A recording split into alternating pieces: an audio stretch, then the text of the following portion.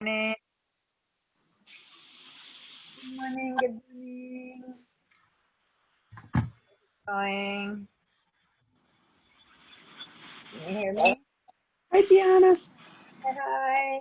Hi. Thanks for the email this morning. Oh, you're welcome, Linda. Oh, gotta do our best to keep things rolling. I got limited Wi-Fi and anyway, so. No, that's enough actually. So thank you. It's a weird situation, but I'll explain it now. But it's fine if you gotta go. I'll hang for a little So, minutes here, but I'll type in the chat that I'm here though. thank you. Yeah. So Deanna? yeah, Marie. Yes. Tell me what class I need to take to clean up my I was mess. about to say, oh, she's in the waiting room. I'll let her in so I can talk about that. And then I let everyone in, which is fine. So the Mac level 1 class and level 2 class are the ones where I deal with Mac issues. Level 1 in particular is all the file management. Okay. They Are you- start in about 2 weeks, I believe. I don't have, Okay, I'll find it. yeah, I can, hold on, I can look into it. So hi everyone. We're while everyone comes in, I'll tell you what I was talking about with Linda and with Marie. Marie wanted to know which of my classes deal with file management and stuff like that, you know, how to handle things in the Mac. And so that's what I'm looking up right now. So give me a sec here. Because it's my Mac classes, but I need to sign in to find what the CRN is. I don't know those things by heart. Here we are. And the question of what's up with Linda is a request I have for everyone. Hold on. My class right here it is. So let me share this screen. That way you can copy it down. But here you can see intro to the Mac level 1 is 41819, and intro to Mac level 2 is from 41820. This one that is happening right now, Living the iLife, is 42183. In that one, I'm dealing with how to do how to handle your Photos program, not the Photoshop, but the Photos in your Photos program on the Mac. So Living the iLife is the Photos program. That's on Wednesdays and it's ongoing already. But Intro to Mac level 1 and level 2 is going to be twice a week in the mornings, Tuesdays and Thursdays, starting October 6th. When that one ends, October 27th, the next one starts October 29th till November 19th. So that's Tuesdays, Thursdays, and Thursdays, 9 to 11:30, I believe. Okay, so 41819. Okay. Doing that, I wasn't letting people in, so let me keep admitting everyone else in, and let me stop sharing this screen. People don't log into a roster when they come into class. So hi everyone, nice to see you guys. Go ahead and go into the chat and sign in. And now let me explain a little bit what's up. This has been happening since the summer, which you know how when you were in real life, people who have taken my classes in real life know that that you need to walk into the room and sign into the roster to say you're there, right? Well, these classes are free to you, but the college gets reimbursed by the state, but it gets reimbursed through attendance. And the way to prove your attendance is with that signature.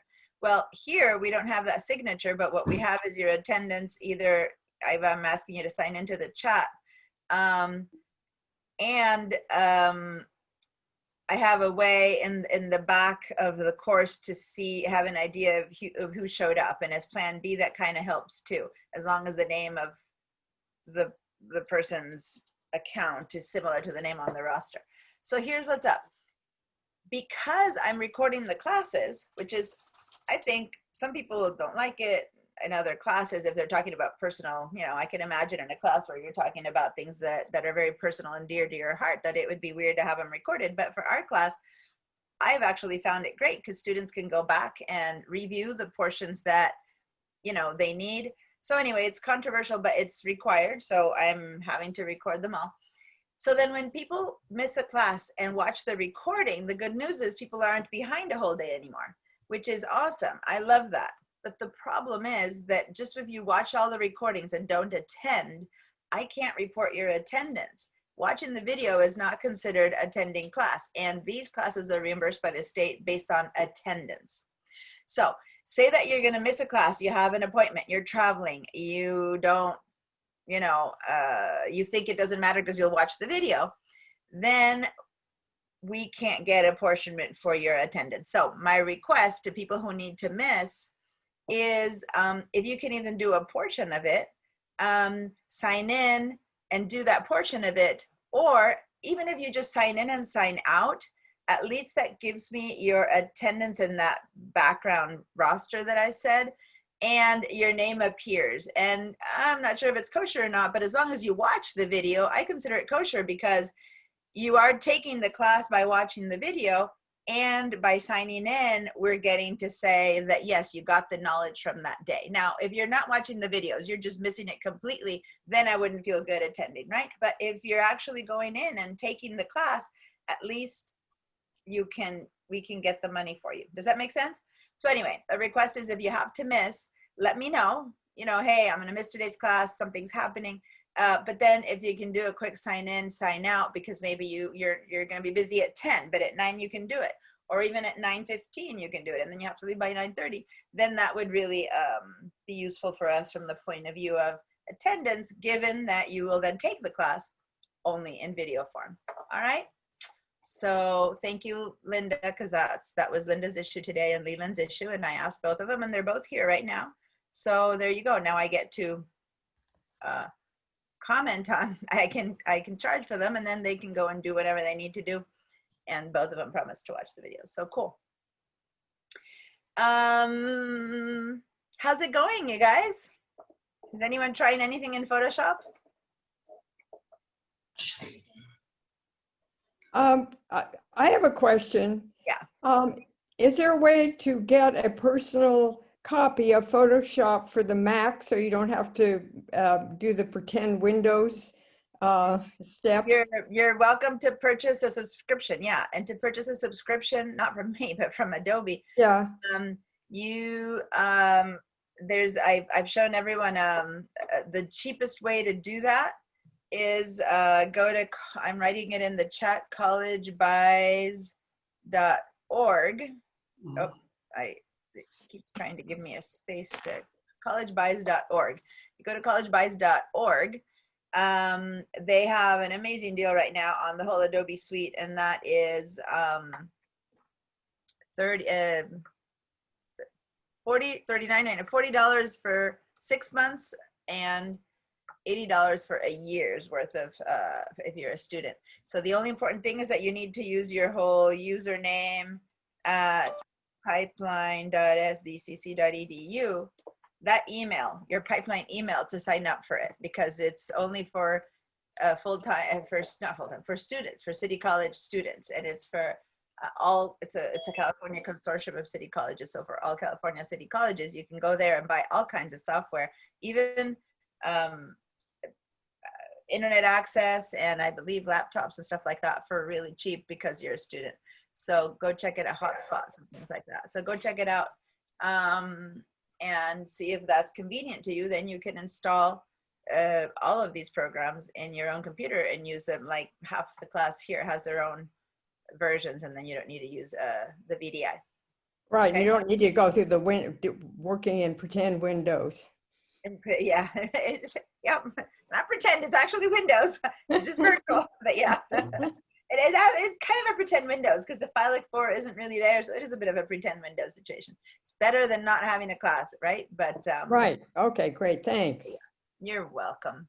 So I have in the handouts, I have a couple of screenshots of this College Buys and how it looks for you to purchase it. So, but basically just go there, sign in, tell them what college you go to, and then say you're a student. And then after you go through those little hoops, it lets you in and it shows you what's available. And then when you try to pay for it, it needs your school pipeline email address to confirm that you're a student. And Okay. for people who are wondering how long you're a student, it's not just for the length of this class. Being a student is for the entire year. So yeah, so Dot saying she bought it. Yeah, I mean it's not a student account version. You pay for it as a student, but it's the real deal. It's the full on, the same thing that, you know, regular people who are not students have to pay $50 a month. You're getting for $40 for 6 months or $80 for a whole year. So it's And way cheaper. is that calendar year or academic year? Academic year. Okay. So if you're taking a class in the semester now, in the, what we call this, the fall semester and then the spring semester, if you skip one of the biggies, so say if you skip the spring, you don't sign up, then when you try to sign up again in the fall, you know how they make you reapply. If you haven't had that happen to you, if you skip a whole semester, you're not considered a student anymore. So by the end of that year, you need to reapply again to take fall classes, right? So that's the same thing with this whole pipeline. If they check in to see if you're a student, as long as in that year you've been signed up for a class, you're a student. But then after a year, you need. So basically, keep taking a free non-credit class every semester, and you're constantly a student. So yes, Thanks. Marie. I downloaded the handouts during the previous class. Was there any change to this one? I have a few new things, but mainly I have some videos and stuff that are pretty big, the videos about how to do VDI and stuff like that. And so you don't necessarily want to download the videos. So you're probably fine. If there's anything crucial new, I'll let you know. I updated a bunch of handouts for all of my classes, but I'm not sure if there's anything new for Photoshop. If I go in there and I see anything that looks new, I can tell you. Okay. In fact, if you go in there and organize them by date, you'll be able to see if there's any new ones since you downloaded them. Okay. I think it's mainly it's the links to the recordings and which I update every week, and it's the and the videos that I put in about how to access lynda.com, how to access VDI, how to download the Google file stream, those things. I think that's all the new stuff. Okay, ready to work in Photoshop? Any questions before we get going?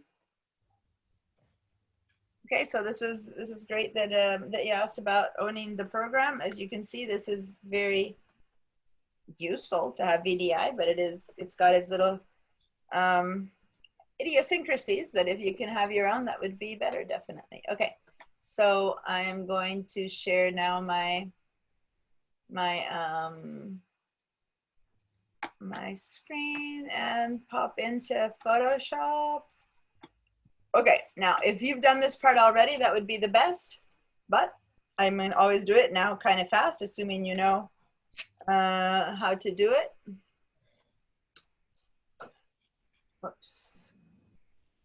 Catherine, letting her in. Okay, so here we go. Don't forget to sign into the chat.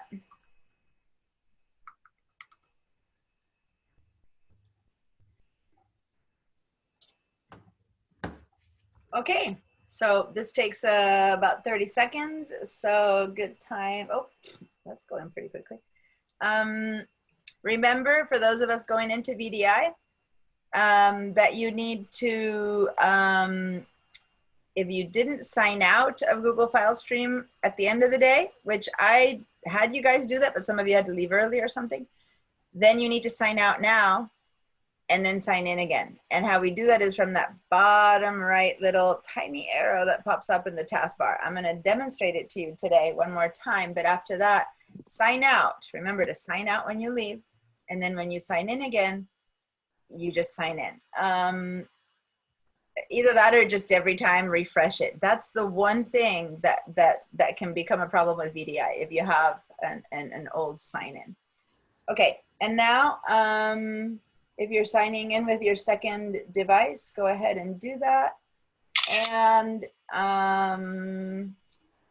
last thing is, go ahead and here we go. Give me a yes or a blue hands for the two things, so I can have at a glance who's who. Who is working on their own computer, on their own Creative Cloud? Give me a little blue raised hand. And for anyone who is working on VDI, give me a yes. So I want yeses and blue hands on everyone. Now, if you don't remember where to do that, this is purposeful. I'm having you do this because I want you to open up your participants button. That's what you need to do. Click on your participants button, open it up, give me a yes or a blue hand. Yes for VDI, blue for your personal computer. And then if that participants button is taking up too much space on your screen, click on the participants button and it goes away. The answer stays there. And then the next time I need an answer, you can click on it, open it up, answer, and turn it off again. Does that make sense? That way I can keep making sure that you're on the other side answering. So if I don't see an answer, I don't know if you're a live student out on the background, and it's fine. You don't need to do it on your second devices, but do it on your main device. Okay, so here we are, and this is popping up for me because I signed out correctly at the end of the session. So to sign in, I need to go ahead and do the whole, the entire username at pipeline.sbcc.edu. So it's the entire thing. If you can't remember that, write it down somewhere so you know, because sometimes people want to put in SBCC in front of pipeline. It's pipeline.sbcc.edu, and then you say next. Now, if this didn't pop up for you, like that means you didn't sign out last time, then how you need to do it is you need to go down to this little arrow. See my mouse? Let me put the annotate, the little spotlight thing in here, okay? So this one I'm gonna close because I did just sign in, so it's all opening up correctly. But let's say that you didn't sign out. So go to this little arrow, and this is the one that I'm not gonna do anymore, but I'm gonna show it's crucial, so please do it. Click on the Google. This means it's live, but if you didn't sign out, then it's live from last session, which means the files are corrupted. So you need to go to the gears, preferences, disconnect account, and then say okay. So this is what you need to do today at the end of class if you didn't. Then when you sign in, you will be prompted with it to sign in. But now we're gonna just have to sign in again. So when you click on this, there it is, sign in, and it prompts you, okay? So in order to not have to have you do the sign out and sign in at the same moment, you can just sign out when you're, the last time you use it. So if you're practicing at home or anything and you're signing in, then that's how you do it. Okay, and now I'm done. Everyone should go through these steps. Don't open up with the old sign in because then your files will be corrupted. And I tell that to everyone who shows up early, and you all guys do it, and then there's always someone who shows up late and forgets. So remind me sometime in the next 20 minutes or so when the people who signed up showed up late to remind them to do this, or we'll all be stuck later when they say my files are not working because that's how it's going to be. Okay, so now we have my drive and my shared drives. And so you open up the shared drives, Photoshop, shared drive, and Photoshop class file. So I'm looking at the files I put in here as far as Marie's question. Well, I have the handouts about how to access the handouts in the file stream, which is different than before. That one's new. So if you see anything from September, it's these three that have a September date. The rest is older. Yeah, so it's these three, the how to access VDI, download files from the shared drive, and that. So there you go. The rest are not new files. Okay, so Photoshop class files, and this folder is the one that we're going to be accessing our files from. But it's time now to open up both Photoshop and Bridge. So Photoshop, go down to this little icon, and Open Photoshop up. And at the same time, you can do them both at the same time. You can, while that one's opening up, you can click on the same little thing and type the word bridge and open up bridge. And now we'll sit there and wait for them to open up. Okay, so while I wait for those to open up, let me go check on blue hands and green check marks. And let me see. Mira, Jacob, are you on your own system or on VDI? Where's Jacob? Jacob, are you on VDI or on your own computer? I can't hear you. Your sound. I'm on my own. On your own. Okay, so if Yes. you have a chance to give a little green check mark, raised blue hand Well, okay. from the participants button, there you go. Who else? Sam is on her own. John, you already signed in upstairs, and everyone else has a second computer. Okay, so there's about 5 of you on VDI and the rest of you on your own. Okay, this is the proportion is growing. Deanna, Yes. it's not letting me in. When I sign my pipeline, when it says sign in. On the Google Drive. No, VDI. Okay. Are you sure you? Yeah, I mean, I was in and then I don't know, I did something and it's, when I try to sign in again, it just Share didn't let me. your screen with me, and if not, I am gonna put in the tech support. Sometimes people do have issues with their VDI. I can give you the tech support Zoom. So this is my. No, you don't have the at in between McDonough and Pipeline. You have a dot. Oh, I see. Got it. Thank you. You're welcome. That's why I need to see your screens. For me, it's easy to see it. Otherwise, you can't explain your own mistake if you don't know your own mistake, right? That's why Thank you so when I much. show me your screen and you do it quickly like she does, then it's the best of all worlds. Okay, so I'm gonna stop your sharing because you're in. And any other question before I share again my own? Okay, so we have, if from last week you had maximized both Bridge and Photoshop, then what you should have right now is a setup where at the bottom of the screen you have 2 tabs, one that says Photoshop and the other one that says BR for Bridge and General Photos. Now at home, if you're on a Mac, you would see just the little BR icon and PS icon for Photoshop to switch from one to the other, okay? But if you're on a PC, it's down here. And if you're on a Mac, they would be kind of on the right side of your dock. And that's how you go from Photoshop, and there's Photoshop, to Bridge, okay? So make sure they're maximized. Now, if they're not maximized, you might have this little floating window, and it becomes really confusing if you have one floating and the other one floating. So make sure to click on the far right side for the PC users, and it's the middle button. And for the Mac users, it's the 3 little red dots on the left side of your screen, and it's the middle. It's the green one. The third green dot is the one that's maximized for Mac users. Okay, and then that fills your entire screen, and then you don't have like this kind of transparency from Bridge to Photoshop. Each one takes its own time to open up. All right. Okay, let me clear your answer. Let me look for a second. John, Dorothy, Marie. I'm just trying to register who's on their own systems. Although at this point, once we're here, it doesn't matter anymore.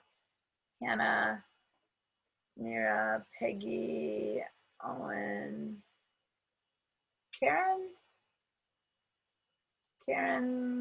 Kamaguchi. Are you on a PC, on your computer, or on VDI? Kirin Kawaguchi, sorry. I don't see, who's, Karen says number 2, like it's your second sign in. But what's your first one? Is it Hannah Cooper that you're signing in as Karen as your second one? Oh, I'm sorry. I just have one device that I'm using. Oh, okay. So Yeah, then I did number 1 at the beginning, the first class, because I was going to try to get the second one. the but second, yeah. which is fine. No, but there's someone that says Karen Oh. number 2, but I don't see her number 1. Oh, yeah, I'm not sure I'm not sure about I'm not that. sure who it is. Is anyone? And I'm not getting an answer. So, okay. All right. So be it. Okay. I'm clearing your answers. And from now on, if I need to know if you're in the same place as I am or nothing, then I'll be asking you just to do it yeses or nos. Okay. So, okay. So the photos that we're going to open up. So is everyone in Bridge, I hope? Yeah. If you're not in Bridge and need help to get to Bridge, let me know. But what I want us to do is we're going to open up, where's the, I'm going to forget the file name. I have to see it to show it up. There it is. We're going to go ahead and open up this image here that's content scale _ 124254, this guy there.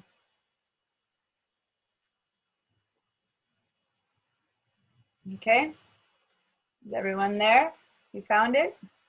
Now remember that in Bridge, if you want to make sure it's the right one, once you select it without double clicking, you can hit your space bar and it'll fill your screen, and then you can go, oh yes, it is or not what I'm looking for. In case there's 2 or 3 that are the same, and that maybe one you need to see if their eyes are open or closed or things like that. That's a good preview. Now, before we open it up, I always like to start pointing you to the metadata, which is over here on this side, because the metadata gives us a good understanding of what we're opening. Let me assign to you from as of now a handout that I want you guys to be reading, and I'm going to open it here for a second to show you the name, which is the new. It starts with a big old new. The word is new, so wherever you're accessing the handouts from, new pixels, image size, image resolution.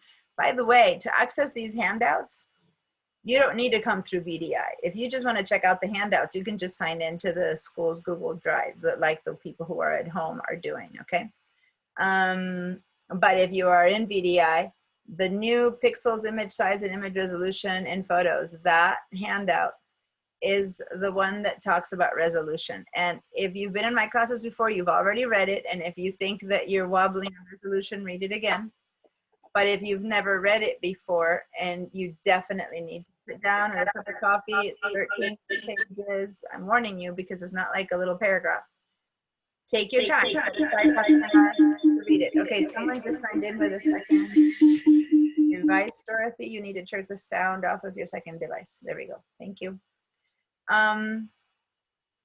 So use that, read that handout, write it down, new pixels, image size, and image resolution, and photos, okay?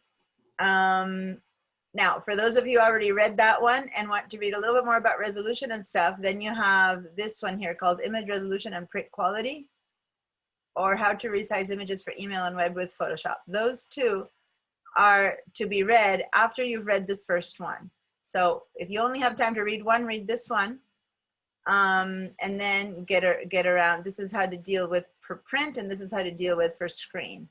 And they are partly repeats of the first one, but they are focused specifically on each one of these 2 items, versus this one is just a general explanation and understanding of image resolution. Now, I will be explaining it myself too, but it's much easier to explain it once you guys have done your duty of reading all that stuff, because it comes in and it becomes much easier to understand, okay? So once again, new image size, new pixels, image size, and image resolution. Let me see if I can get the, here, I'll put them in the chat. I hadn't thought of doing that before. Can I access the chat from this computer? I think I can. Yeah, here we go. There's the chat. So that is the link. Oh, it only gives you the link. It doesn't give me the file name. Okay, so it's the new pixels, image size, and image resolution. So that one is homework. Okay, so read that one, okay? And then next, for people who've already read it and who want some more meat, or for people who after reading that one want some more, then go to image resolution and print quality. And then next to that would be how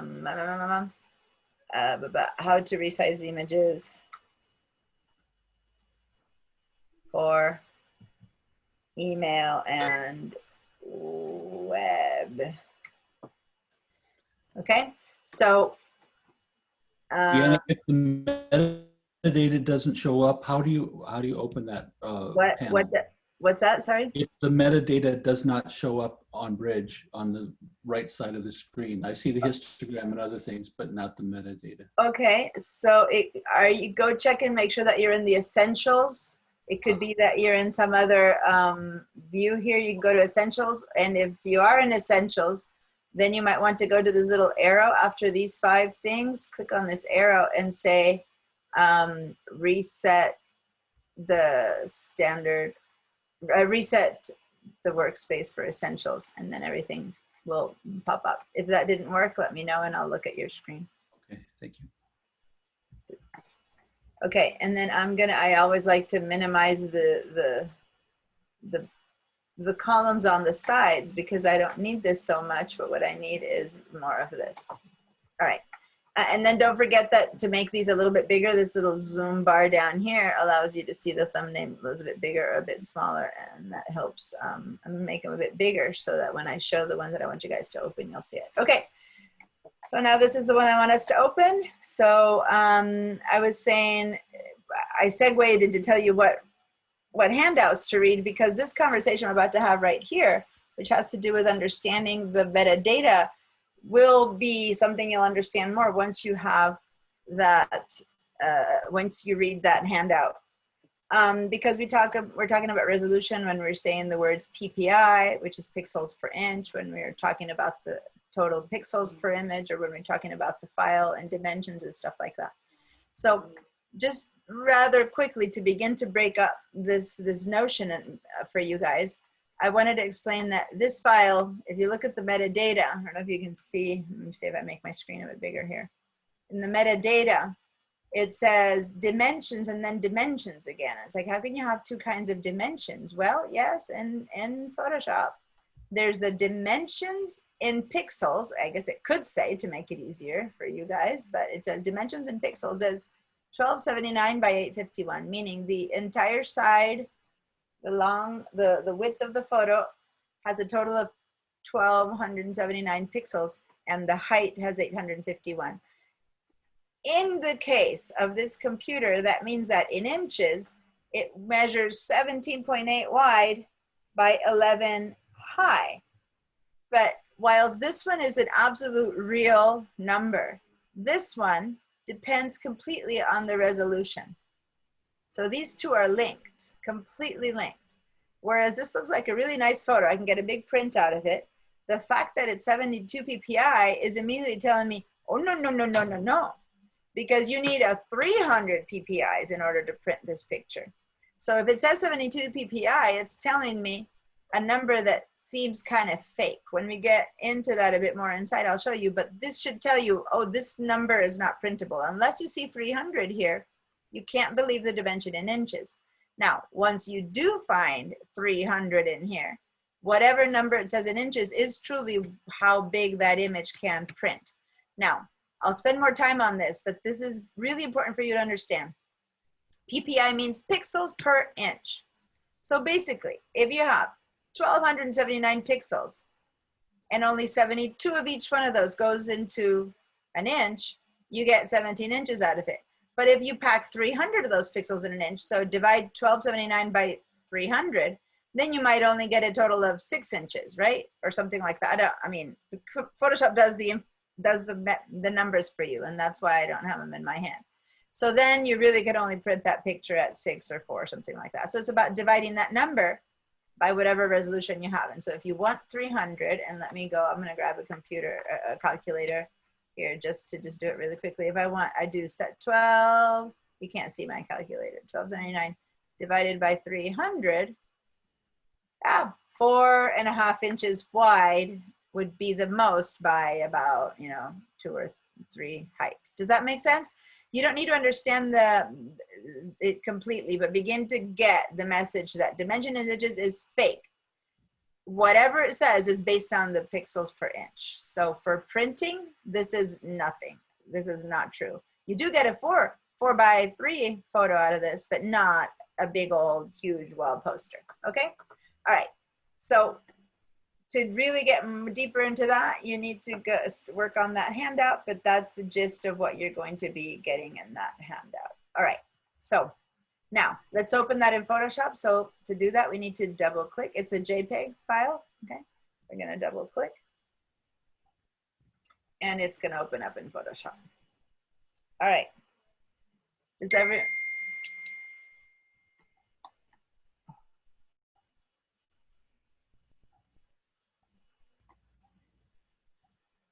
okay.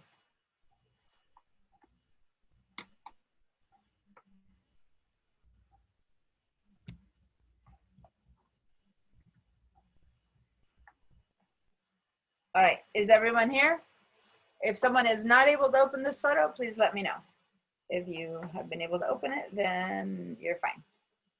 Now I'm gonna make my window. I've discovered that since many of you guys are working on a half screen, I'm gonna try to make my window a bit more of a half screen. I want you guys to see it better, but I wanna make it more reality. Because when you make a screen smaller, some of your tools compress and you don't see them all. And so then you have to search for them somewhere else. And so I've discovered that when I have my window big and I see all my tools, then you guys who have a more compressed screen, because you're having to share, then you don't see all the tools. And you get these 3 little dots right there, for example. You click on those 3 dots, there's more underneath. So if you have that spread open, let me just show you, then, oh, in this case, the 3 dots are still there. But depending on on which of our settings and tools we're in, you might end up having some things that get compressed and some things that don't. So anyway, I'm gonna go back to having a bit of a smaller screen so that my screen resembles a bit more the screen that you guys are having to work with. Okay, so let's make sure, was everyone here last week? Is anyone here who missed last week's class? Nope. Maybe if you're Yes, not. I wasn't here last week. Who's speaking up? There we go, Suzanne. Okay. All right. Perfect. All right. So last week we made sure that everyone had the same settings for Photoshop here on the right side. So just to make sure, what we did is we went to the top 3 icons on the right. The middle one is our workspaces. Remember, by the way, when you miss a class, to watch the videos to catch up. Now that we have that, then there's no excuse to just completely miss it, because I want to build upon knowledge. Okay, so this is just for everyone in the future. In real life, you couldn't catch up, but in real life classes, this is real life, but this is Zoom classes. Still real life, if slightly bizarre and weird, right? Deanna? You can catch up to the class by watching the video. Yes, Dorothy? Yeah, I'm kind of lost. I can't find a lot of things. Okay. I can't find the stuff in the bridge. Okay. And I can't open the photo you wanted us to open. All right, so share your screen with me and I'll help you catch up. Thank you. It's kind of I hard. want everyone to at least once have to share their screen so that when I need you to share it, that you know how to do it easily. Yeah, So 2 steps, hit the green button that says share screen, and then you have one more button that you need to click, which is the bottom right blue.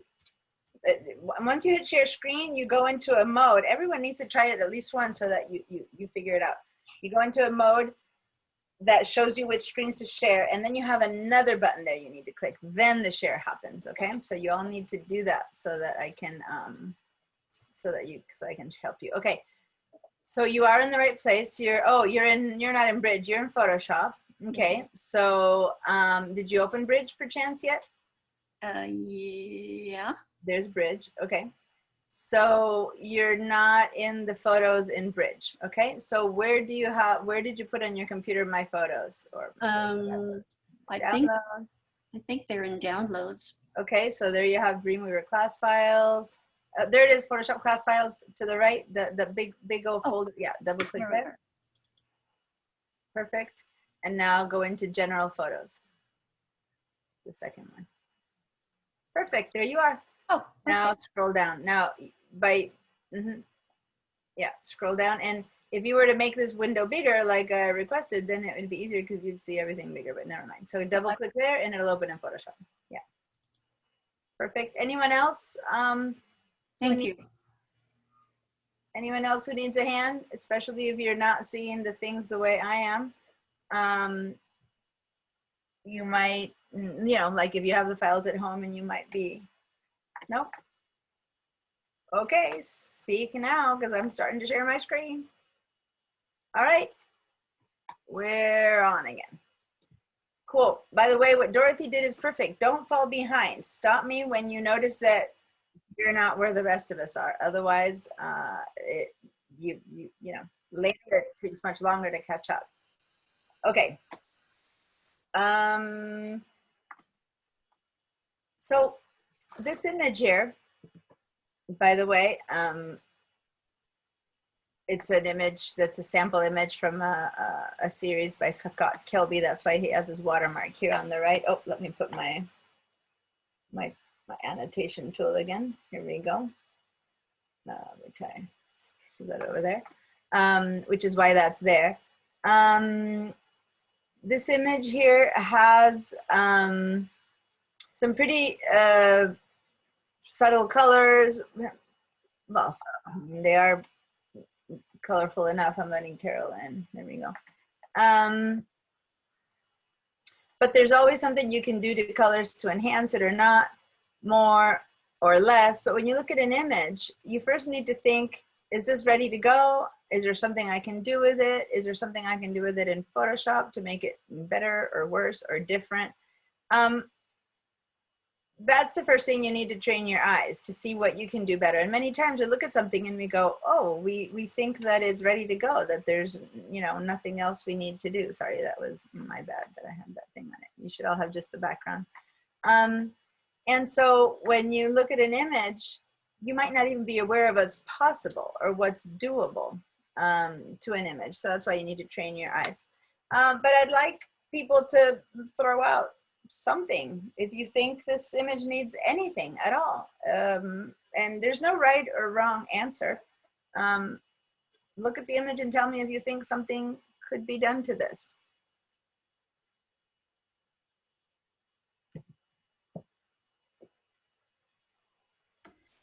I'm not sure what, because I think it looks pretty amazing. Yeah, I am in complete agreement. It's an image that's already been worked. But there's always something you can do or not, right? You can decide, if this was the side of my house, I might not want the splotches. If this was, maybe she shouldn't carry in a shopping bag, which is carrying there. Maybe, there's different things you can think of that are completely extraneous. But just from viewing it, it looks okay with color, right? It looks like it isn't underexposed or overexposed. It isn't soft. See the sharpness. You can see almost every strand of her hair, right? When you open an image that needs help, you have to make a choice right now. If you're going to help it within the context of Photoshop, where you can put in individual layers on top of things to make things happen, or if you're going to help it in the context of the raw engine. So I usually wait for a while to teach you about the raw engine, but it's just that it's become so powerful that many times the raw engine is a good way to start looking at an image to fix it. Now, let me have us go back to Bridge. I want to compare a contrast photo. So when you look at this one and I say, try to fix something, it's hard because, you know, the color looks bright, the sharpness is there, the cropping, so to say, the framing is really good. If you know about framing and composition, this is a really nice place to have someone instead of in the boring middle. There's some nice repetition of shapes and stuff. So it's like, hell, do I really need to do something?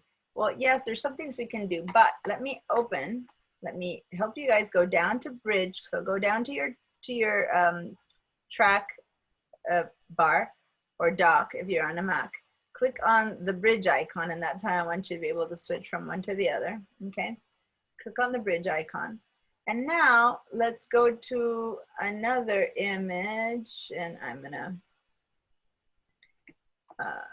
scroll up and down until I find it. It's this one. It's if you're looking at it by names, it's in the E by exposure. These are alphabetical order, so go down. This one was in a C, which is content scale, so scroll down and then go to E exposure, okay? And then open that one up. Now, before you open it up, actually watch what I'm about to do. Exposure to .dng. Does anyone remember what kind of file a DNG is? We talked about it here a little bit. Raw. It's a raw file. It stands for digital negative. And it means that it was shot by a camera as a raw image, as opposed to a JPEG that was shot by a camera and saved as a JPEG. Now, a JPEG, when the camera clicks and shoots, already gets compressed and processed by the camera to make it a little bit sharper, a little bit warmer, a little bit, the camera, each brand adds its own little bit of post-processing. So you lose the extremities of light and some detail in the darks and in the whites and stuff like that. That said, for the most purposes, it's still a great photo. But if you want as much as you can out of a photo, then you shoot it in RAW. When you shoot it in RAW, it comes out as an image that doesn't get any, sorry, I scrolled around, that doesn't get any post-processing at all, okay? Now, in Bridge, this RAW has already been processed. And how do you know? Because look at that little icon that's there. That's a RAW file. This one doesn't have any little thingies on it. And these little things tell us it's a RAW file and that it's got some processing. So let me go look for another one. So here's an NEF and here's a DNG. So these are RAW files. And this here shows you that there's some processing that can be done or that should be done because RAW files do not come ready to go. JPEGs don't have that. RAWs have that. So let me show you now from where I am. I'm going to double click on this one from Bridge. And notice what's going to happen is that it's not going to open in Photoshop. Rather, look where it opened up. It opened up in a place that on the top left says Camera Raw. I think in the Mac it shows up in the middle. It says Camera Raw. But anyway, it says Camera Raw. That's kind of like an in-between step between Bridge and Photoshop.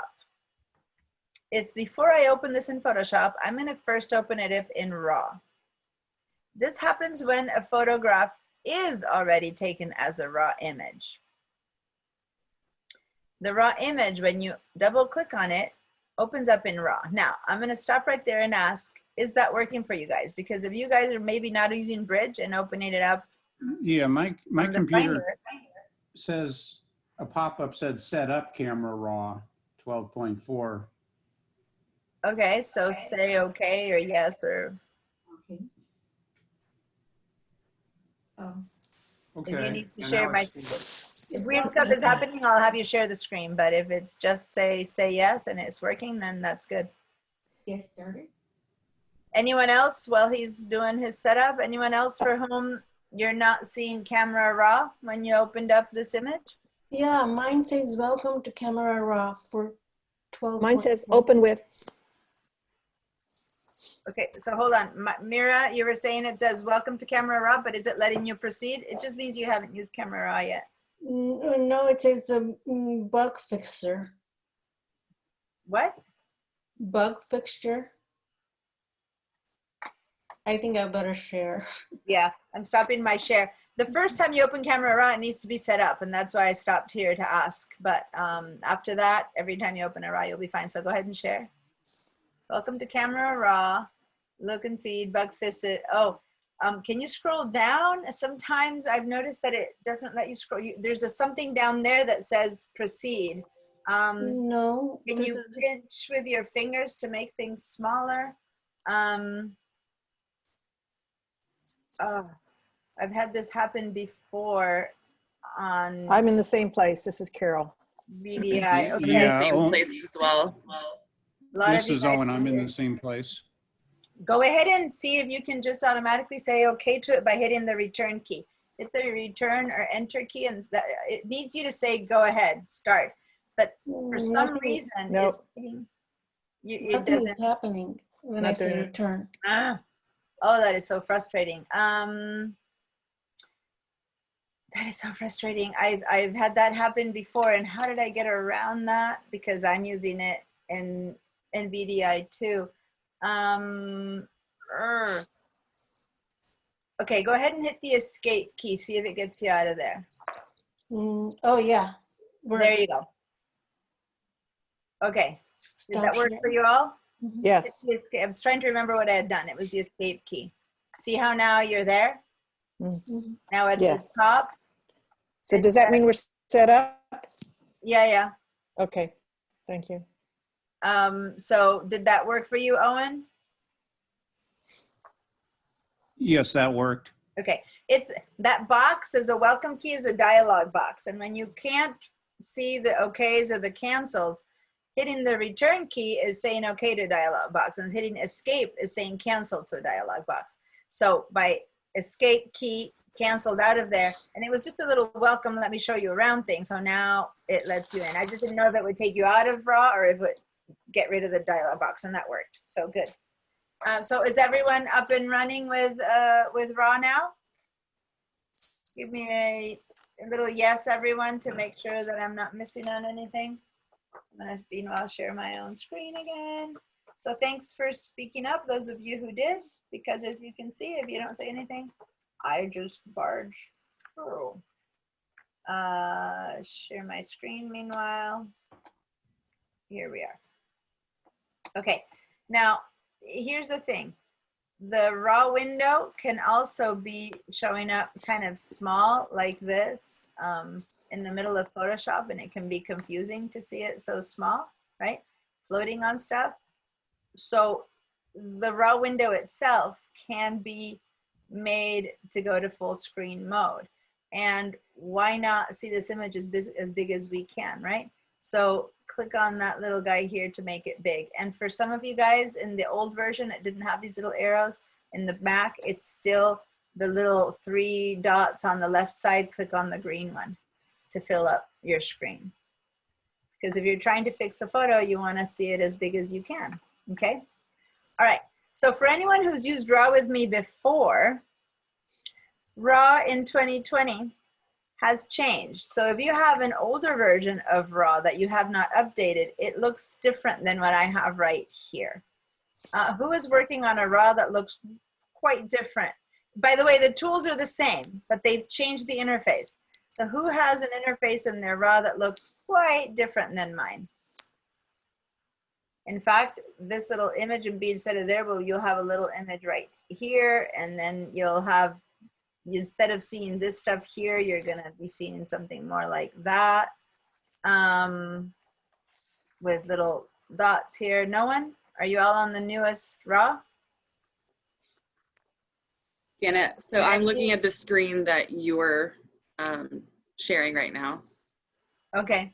So for people who have it at home, their own personal version of Photoshop, in Bridge and Creative Cloud, if you're in 2020, you should be fine. But if perchance you're still working on 2019, because in Creative Cloud, if you don't upgrade, you would still have the older version, then you would have the old RAW. Okay, so no one seems to be speaking up, so you all have the right thing, the same thing, so that's good. So they've changed the layout of the screen to make it a bit more efficient, which is good, because RAW used to do only a few things, now it does so much. So let me talk a little bit more about RAW.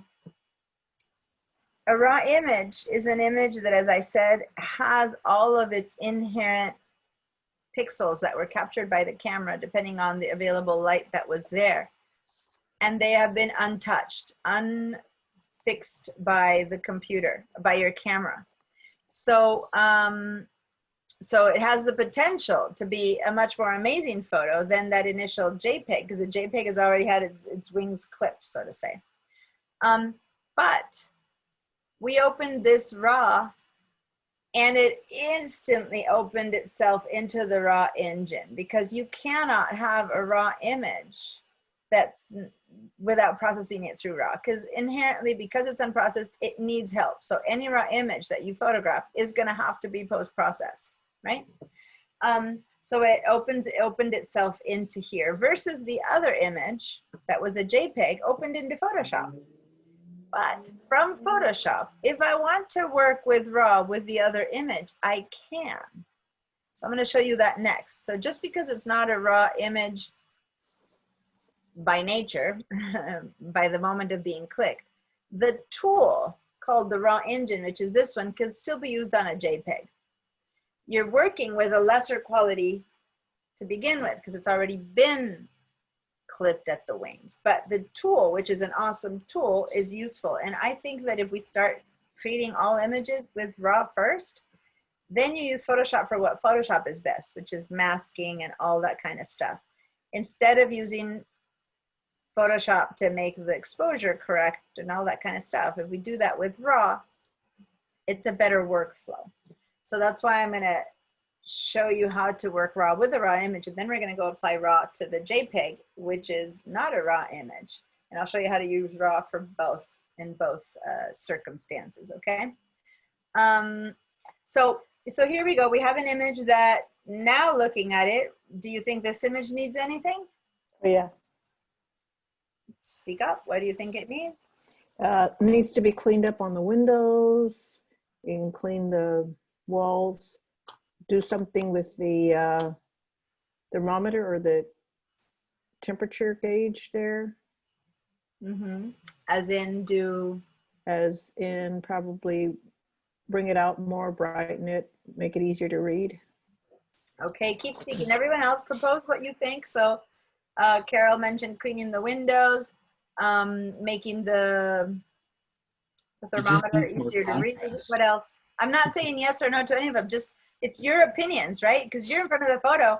You're going to fix it whichever way you think. You're not going to have me telling you, oh, that's the right answer or the wrong answer. It's your opinion. It's your photo to fix. So what do you think? John, you were about to speak? More contrast. More contrast. So for you guys to understand what the word contrast means, is the bright colors need to get brighter and the dark colors need to get darker. So it's brights get brighter, darks get darker, creates more contrast. Okay. So, okay. So John says more contrast. Anything else, you guys? Probably crop it a little bit. Maybe some cropping. How do you guys feel about sharpness? Does it seem like it's sharp? You're late. What's that? Does someone have a grandfather clock or something like that in the background? I do, sorry.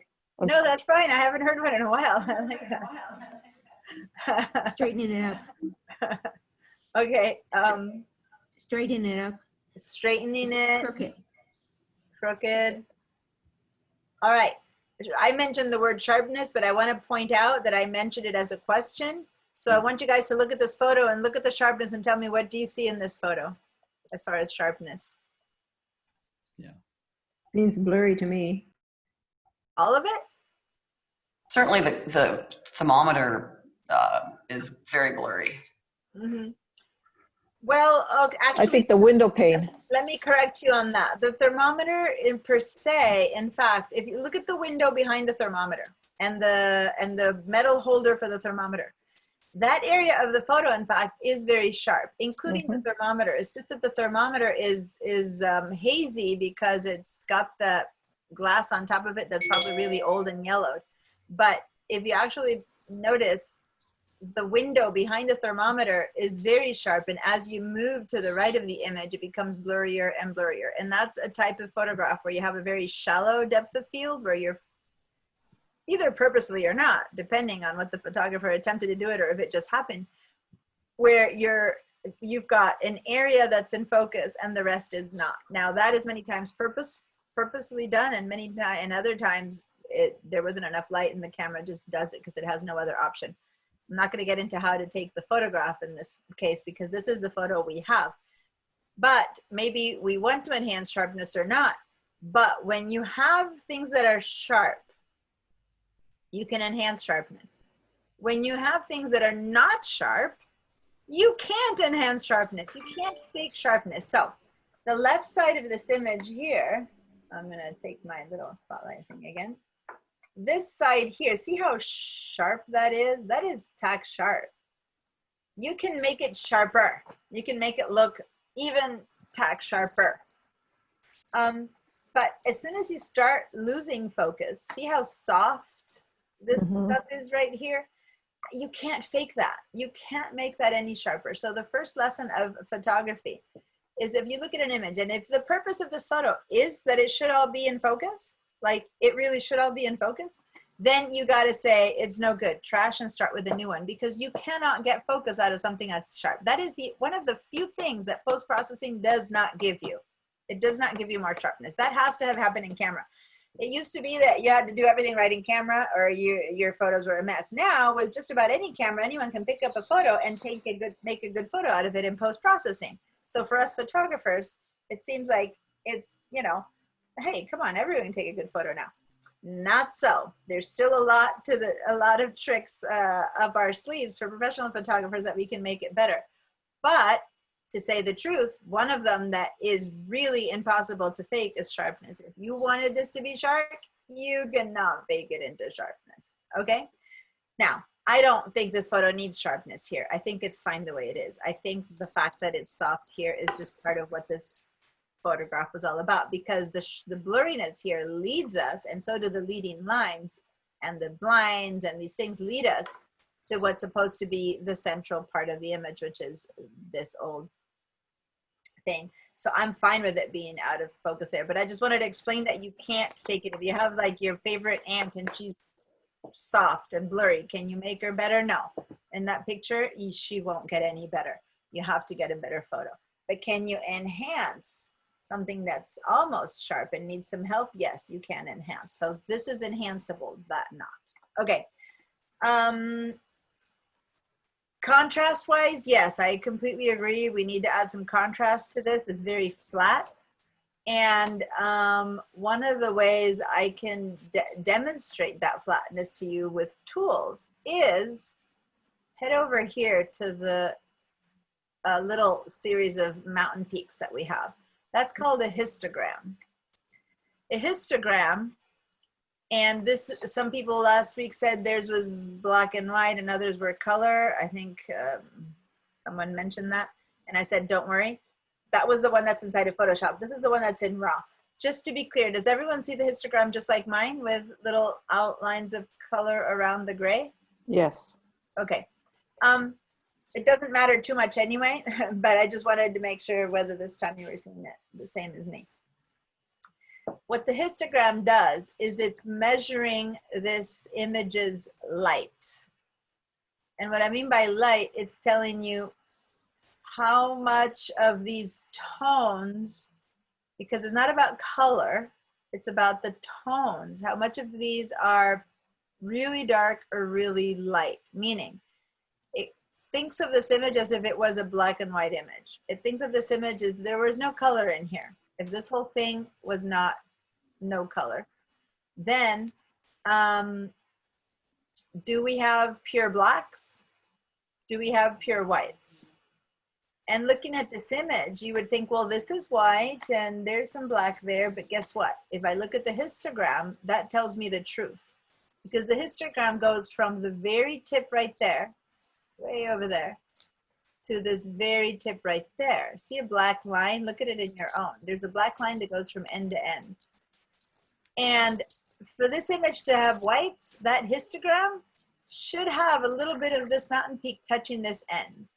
And for this image to have blacks, then these little strips should go to the end. So what's this telling me is that this falls short, that this only has dark grays and that this only has light grays. There's no whites and no blacks, okay?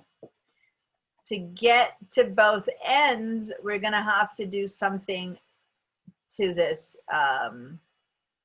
to achieve that full range. Let me, for a second here, 1 second. I'm gonna cancel. You guys don't need to cancel, but I'm gonna cancel this. I'm gonna go back into Photoshop here. Looking at this image, here's my, I'm gonna make it a little bit bigger. My histogram out, for some reason this histogram is not, let me make it a little bit bigger. I want to see the expanded view. Okay, there we go, my expanded view of this image. And I'm gonna go over here and make it be luminosity. Okay, so you can understand the histogram a bit better, so forget the colors. But this is that equivalent histogram, but in Photoshop for this image, right? So do you see how this mountain peak kind of looks quite different in shape than the one we had before? Yet, if you go to the far right and far end, at the far left of this over here, we get to almost the end. So that means there's almost pure black. And we go to the far end of this one, there's a line that goes and stretches, yes, almost to the far right. Do you see that? That means that at some point, some of these pixels do manage to make it to pure white. And some of these pixels do manage to make it almost to pure black. So we could enhance this a little bit more as in contrast to get one of each. And you'll see a little bit of a difference. So I'm just gonna do that here for a second for you guys to see what I mean. So don't do this, but watch. But I could enhance this by making my whites whiter. See how I moved more of that there? I'll teach you how to do this. And my darks a bit darker to move my blacks there. So now by the histogram changing, I have added a little bit of contrast to this image from there to there. I don't know if you get to see the subtlety of the difference in color. Okay, it's minor, but you can do that here as well, but this one didn't need that much help. On the other hand, let me go back to open this one. It's opening up in RAW. This one here is showing us that same, but it's not going to the ends, okay? So the other one looked normal, looked good to us. When I said, is there anything to be done? And y'all looked at it and went, well, not much. That's because human eyes, to feel that something looks good, you need to see some pure white and some pure black in an image. So whilst the other one, everyone kind of went like, yeah, it's fine, I don't need much. It's had this one, yeah, it looks what we call flat. It's flat because there's less expression, less extremes. It kind of looks as if it were a foggy day. So in order to do that, to extend these, we need to play around with these little lights right here. So when you put your hands over this, don't click on anything, but look at what I'm doing right here. Put your mouse over the histogram. And notice that over here, when I'm having it on the far end, see this little band of light here? Down there it says recovery. Over here, a big band that turns gray, underneath it says exposure, like that word I'm trying to point out. And then when I go over here, underneath it says fill light. And then over here to the left, that says blacks. Now, in the old I wish I had like 2 pointers that I could use for it to show you that when you put your mouse here, when I'm saying where it says black, so you got to read it right there. But the moment I try to show you where to read, it changes, right? So pay attention and look right underneath. That's where it says blacks. And the moment I point into it, it goes away, right? But that's what it's doing. These are 4 areas of your photo. Right there, 1, 2, 3, 4. Those 4, recovery, exposure, fill light, and blacks, used to be called, for anyone who used RAW, up until this version of RAW, used to be called whites, lights, shadows, blacks, remember, something like that. I don't remember anymore how they were called because instantly. Now they changed the names to something that makes more sense. Exposure, that's the little slider to play with exposure. Recovery, that's one there. Fill light, that's one's there. And blacks, that one that's called blacks. Now they have you work with the brightness, the blacks right there. And then brightness contrast that used to be up there have moved to the bottom. And I agree with that because you should not work with brightness contrast until the end. Before they were at the beginning, and so people started working with them first. But you shouldn't do that until you have fixed these. So with these 4 sliders, or 5, 6 sliders, but the first 4 mainly, we're going to fix the fact that these exposure isn't reaching the very end. We don't have pure whites and we don't have pure blacks, and our eyes need that for this photo to look good. The first one is exposure, where you can play around with it, and if you move it to the right, you are immediately making it as if you had overexposed it, or if it's a very much brighter day. Double click to bring it back to the 0, and then start moving it to the left, and you see how everything gets darker. Double click. Now, do you think that by moving this to the right or to the left, our photo is getting any better? Now it's up to you to use your discernment here. Is that better, or is that better than the exposure the image came with? Your answers are what matters now, not me. I can tell you what to think, but I don't. I want you to think yourself. I like a little bit of underexposed. Okay, so Carol thinks a bit of under would be good. Hello? There is no right or wrong answer. You won't be wrong. I just want to think what you think. You can go, nope, I don't think so, or yes, add some more, or like Carol said, yes, take some out, some light out. I like it with a little light out. A little bit less light, says someone else. I couldn't tell who again. Who said that? That was Lisa. Lisa, okay, great. Hannah was trying to speak. What did you say? Oh, yes. Do the underexposure. I think I'm at negative 1.05. Okay. So, yeah. So there seems to be a consensus that for whoever is able to speak, I like, it says moving the exposure to the left. So that would mean getting it more, underexposed, we call this, or exposing under, going under. As in, had I done this correctly, with less light, it would have been better, okay? Now, going to the right of that 0 point is overexposing, okay? Now, overexposing sounds somewhat wrong because it means that something's wrong with the original exposure. And the whole point is, if you need to move this exposure button, it's because something was wrong with the original exposure. So you're really just fixing it. But let me show you what happens up here. If you find, look at the histogram now. When I move things to the right, see how everything pushes over to the right? The whole thing is moving over to the right. I'm going to double click to move it to the middle. Now I'm going to move the whole thing to the left, and see how everything moves to the left, right? So now I'm going to double click again, bring it to the middle. The reason I'm showing you this is because sometimes there's a very obvious need for exposure. It's all very dark, all very light. You need to move exposure. But my concern with exposure is that it affects the entire image. The whole thing moves dark, or the whole thing moves to the right. And I believe in this image that if I move everything to the left or to the right, then I will actually do better in some areas, but I'm losing my whites.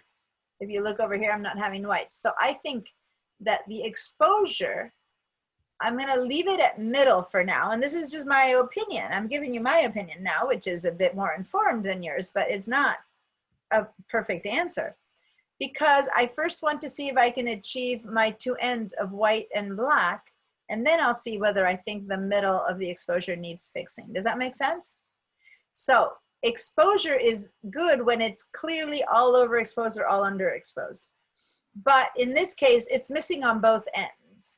So I'm going to leave it zeroed out before fixing it, and mainly because I want to teach you the differences. I'm going to zero everything out each time. So double click and zero it out again. And now let's see if we can fix things before we move the exposure. So zero that one out. And it's not to say that you're not right. I do think that the whole thing needs to be darkened, but maybe not with this tool. Because I want to leave almost everything darkened, but not my brights.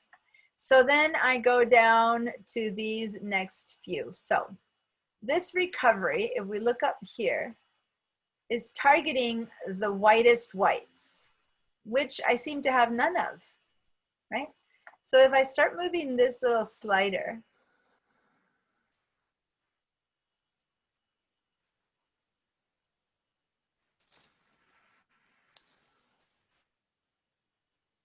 and I'm moving it back and forth, it seems to be darkening my lights. I'm just looking at the histogram now, not at the photograph. I'm noticing that in this VDI mode, I'm getting a bit of a weird kind of thing when I move things around. I'm getting kind of some weird shapes there. But anyway, it doesn't matter. So it's equalizing my tones a little bit, but it doesn't seem to be doing what I want. It's not moving the brights into the brights right now. So I'm going to drag it all the way to the back. And I'm going to play instead with the fill light, which is what's happening with this one here. So I'm going to move over to the right and give it some more fill light. And it's lightening everything, but it's not necessarily bringing back, it's not giving me the color I want over there. So it's moved, my blacks do move into place.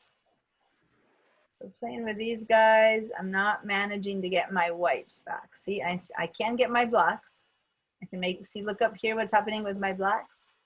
Here's my black, it's not at the edge. But when I add to the black, see how that little line there creeped in until it touched the black? So between that and that, now the blacks are truly black. And by doing that, I do immediately begin to increase the contrast. So watch, from there to here. Now look at my photo, from there to here.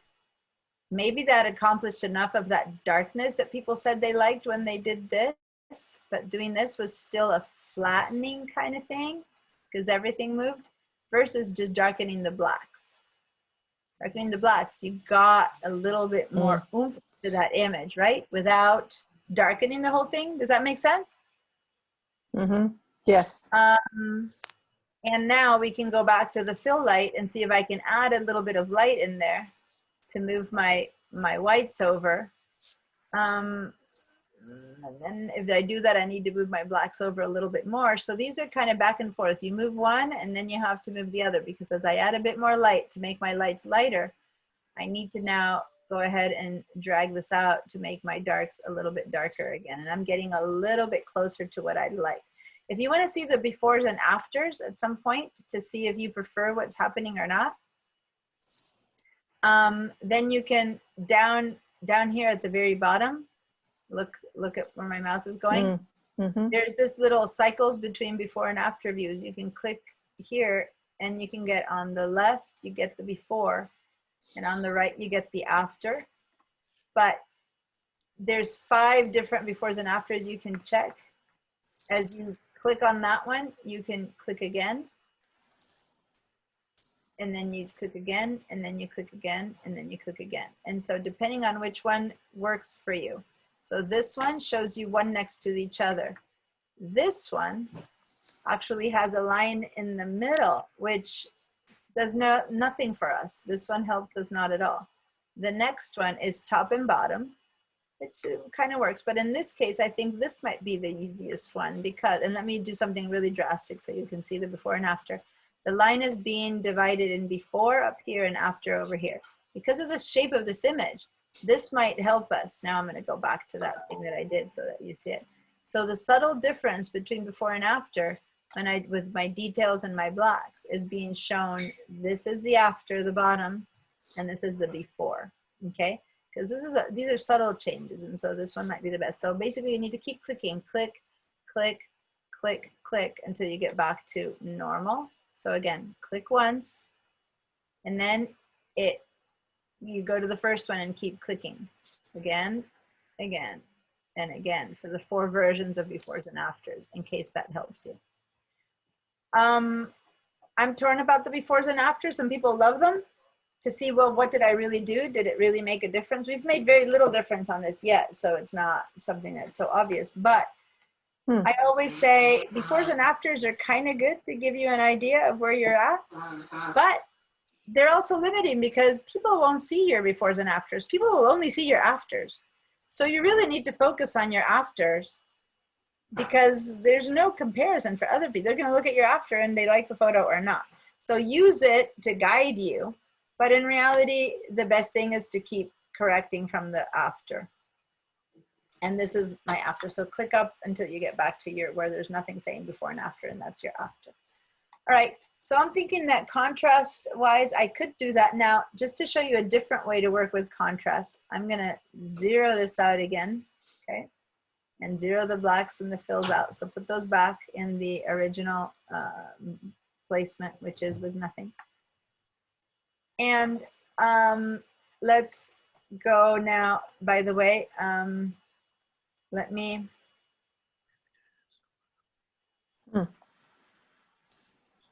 toggle to default settings. Oh, you didn't have the default settings before, huh? That's interesting. Okay. And then there's this contrast here. And the contrast, as we move it to the right, is actually going to enhance that same thing we were trying to enhance. It's going to make the darks go darker and the lights go lighter. So I'm going to go to the right and look at the histogram and see how things are moving. Both ends, they're going. The lights are going lighter and the darks are going darker. So by doing the contrast, you're already achieving that white, and you manage to get it to the far right. And then if we didn't manage to get the left to the far left, we can now add a bit more darkness to that. Okay. And then your light gives you a little bit more light to the thing. And so then I've moved it in a way that I kind of like it now. I think now it pops. I think it's got some oomph to it. And I've got my whites and my darks taken care of. So I moved the contrast high up, but then I also moved the brightness up a bit to give me some more whites. And then I enhanced it by moving my darks. Maybe a little bit of fill light. I don't think I need recovery. I don't think I need to move exposure at all. I think that from before and after, I like this much, much better. And so now I can go, that's the before and this is the after. See how I've managed to give it some oomph. It's the same image, but it's clearer to me. What is recovery? I'm not understanding that. Yeah, it's it kind of tries to bring back pixels that are lost. These two are new. The recovery is new. I was actually confused because I noticed that this image has some settings. When I click to default settings right there, it's bringing me back the highlights, shadows, whites, and blacks that we used to have, and that's confusing me. I think it's because this one had been fixed in the original RAW. And so now when I go to default settings, it's bringing me the original RAW settings, which I'm going to just ignore for now because I can't teach you both the old and the new ones. So anyway, so I wish I'd noticed that, or I would have cleared all the settings and started from 0. But anyway, I hadn't opened this one in the new RAW yet. So anyway, recovery Deanna? is bringing back some of those edges of the darks and the lights that are extreme, and trying to bring them into that histogram. But this image has all of its stuff inside of the histogram. So recovery would be more something that's outside that needs to come in, but we don't have any in this image. So we have to go to an image that needs that for recovery to make much of a difference. Every image has a different kind of challenge, and not all sliders work for all images. Was it Becky? Someone was trying to ask me something. Yeah, this is Mira. Yeah. So mine says exposure, contrast, highlight, shadow, white, and black. It doesn't say recovery or Okay, it brightness. shows this exposure, contrast, highlight, shadows, black and white. Is that what you're Yeah. saying? Is that for everyone else too? No, I've got recovery. Yes. Recovery? So I don't have recovery either. So it seems for the 2 or 3 of you guys, who else just had, Owen, you just had to set yours up, because both Mira and Hannah were the 2 that had that welcome window that I had to hit escape, and you were the other one. Do you see these names, or do you see the? What do you see on yours? When you change it back to default, I see the older names, but when I click it back to Then you just see these non-default, names. I Okay, see the so new- how about, did you guys try, maybe you clicked, when I told you guys to do the befores and afters, maybe you clicked on this first one, and thus you toggled to the default settings inadvertently? Yeah, So right, click right. on the toggle again and see if you go back to this mode. Yeah, when I toggle back and forth, I get. what Okay, you have. so then stay in this mode, because that's the mode we're working in right now. Okay. There's, I'm going to read more about that. I'm going to go read, because I had not opened this image yet in this new RAW mode, and I wasn't aware you could toggle back to the other settings. So that's new to me. So I'm discovering it by doing that. So I'm going to go and read about that, and then I'll understand more as to when one of these might show up or not. And I'll explain it to you next week, because right now I wasn't aware you could toggle to the other settings. So that's, there you go. A discovery for me too. Did that work for you, Hannah? Clicking on the toggles, are you back in this mode? I'm not. I still don't have the recovery or. Did you try down here, Let's see. One clicking second. on this icon, which toggles you? Okay. This Try that first again. icon. Mine also just seemed to shift to the other format, I mean, the other mode. So I don't have recovery either. I Yeah, that did didn't for a while, that didn't but not work for anymore. mine. You I don't know did if for a I'm- while, but now you don't. It's like it went away. Let me stop sharing. Can you share, one of you two? Hannah, can you share your screen, since probably Sure. haven't shared it yet? It's good to learn to share. Yeah, I sure. know John has shared.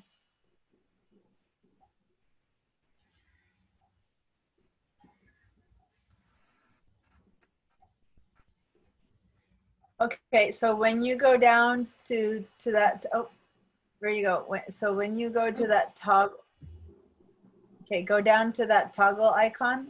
Okay. Click on that. Huh. Let me, I'm going to ask, I'm going to say, I'm requesting control of your screen. Can you Sure. answer that for a second? Okay.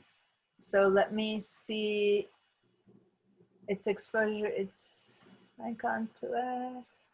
I think you may need to be in before and after mode to toggle back and forth. No, mine is on, mine is off right now. Okay. So no, it's a good idea. It's a good point, but no. If you I don't push know what the white part of toggle, it goes back and forth.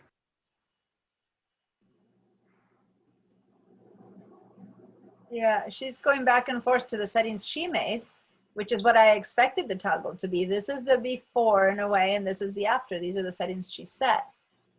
But I'm not able to see why she is not having, she only has the original settings, the highlights, shadows, whites, and blacks. She's not getting the recovery and the fill.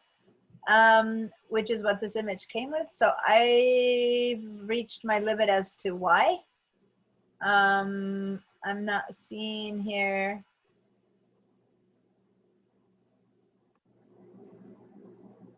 What are the raw defaults?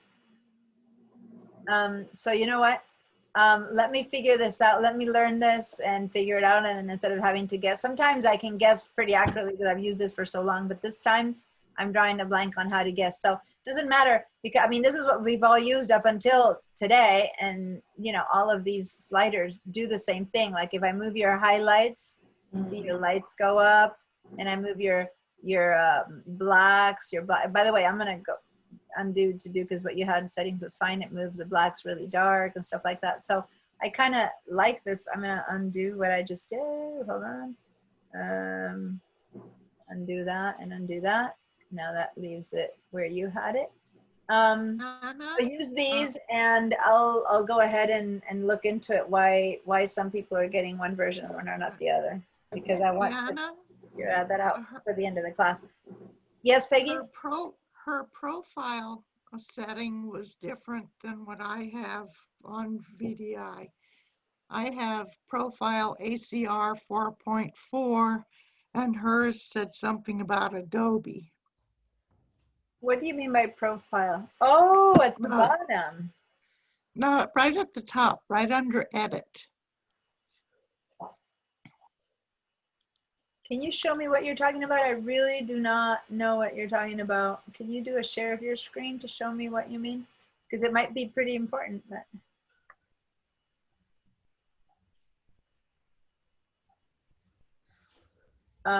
you're sharing your Zoom screen. You might need how do I share my go back up to where it says share, and say new share. Click on the green thing, and it says share, new share, and then look at all the windows you have displayed in front of you and choose the one that shows Photoshop.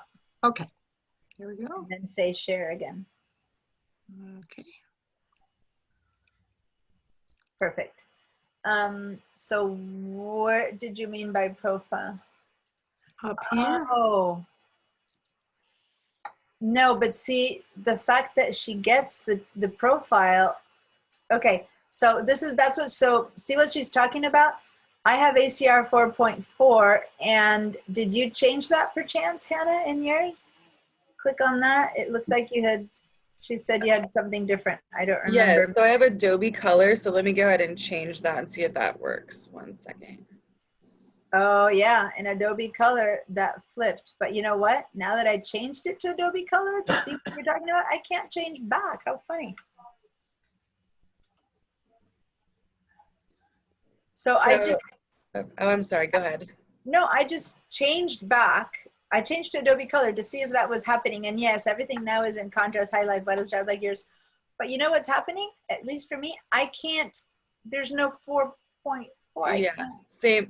I don't see a 4.4, yeah. Like I've lost that choice. I'm glad you pointed that out. You're right, the profile is different, but it doesn't give me the choice to back up now.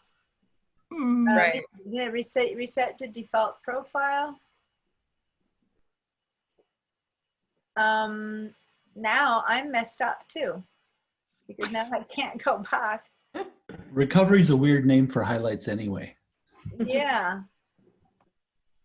Okay. By the way, let me share my screen. Thank you, Peggy, for showing that. That's a really good point that you noticed that setting was different. But when I tried to imitate my setting to match Hannah's in order to tell her how to fix it, now see, I don't have the choice of going back to the ACR, which is Adobe Camera Raw settings. So how interesting. Adobe Camera Raw, I'm trying to look in there. I'm gonna have to camera matching, standard. It's not, these are all different settings that I'm not able to recover the ACR. So now I'm stuck in contrast, highlights, shadows, and whites as well. So you know what? What can I say? It's okay. You got a feeling for what it is that I was trying to show you, and that's all right. I'm gonna have to figure out what that is all about because I can't really keep on teaching you raw if we're all looking at something different. And if I don't know what I'm saying, because I really don't know why this is happening. And so then I feel like we should move on to plan B. Wherever we're at, however we fixed it, this is the after right now. Actually, now that I've changed to this, I don't really like this after. Break time. No, I'm going to close us out of here. If I give you a break right now, then we're all stuck in here. So, so let me show you how to close out of here. Down at the bottom, you can either say, I hate those. You can either say open or cancel or done. There's 3 choices here. Cancel would mean get rid of all of the things that we just did to this photo. Okay, so that would be like, it nicks all the work I've done. Done would mean, yes, apply these changes, but close my file. But keep these changes. I like the changes I made. Just go ahead and be done with them and save them. That kind of is what it means. And open means, okay, I worked on it enough. Now I need to go into Photoshop to do something else to it. For example, I need to mask just this clock and give this clock some sharpness. Open opens this image in Photoshop as of the moment that I've changed the settings right now. So instead of opening the original flat one, I open this one that's already been fixed. Does that make sense? So there's 3 places we can go. Because I'm not sure that the settings we made are gonna work because of our issues, and I'm gonna look into it. Right now, what I'd rather do is have us do cancel, okay? But at least you got a feel for raw. I'm gonna cancel so that no one sets in place those settings that might be weird. And then I'm gonna show you briefly when we come back from break how to change how to do those raw settings for a JPEG, okay? But let's go and take our break. So it's 10:35. Well, actually, sorry, 10:36. Let's back at 10:50, 10:50. Okay. Yeah, on Becky's computer, Photoshop crashed, and when we try to reopen it, it says there's some error. Are you on VDI or on your own? VDI. Okay, can you share your screen? Everyone go take your break. I'll try to fix this, but be back at 10:50. 10:51. No. So I need to stop sharing my screen for you to be able to share. So hold on. Okay. So can you share your screen, please, Becky? Okay. Share screen.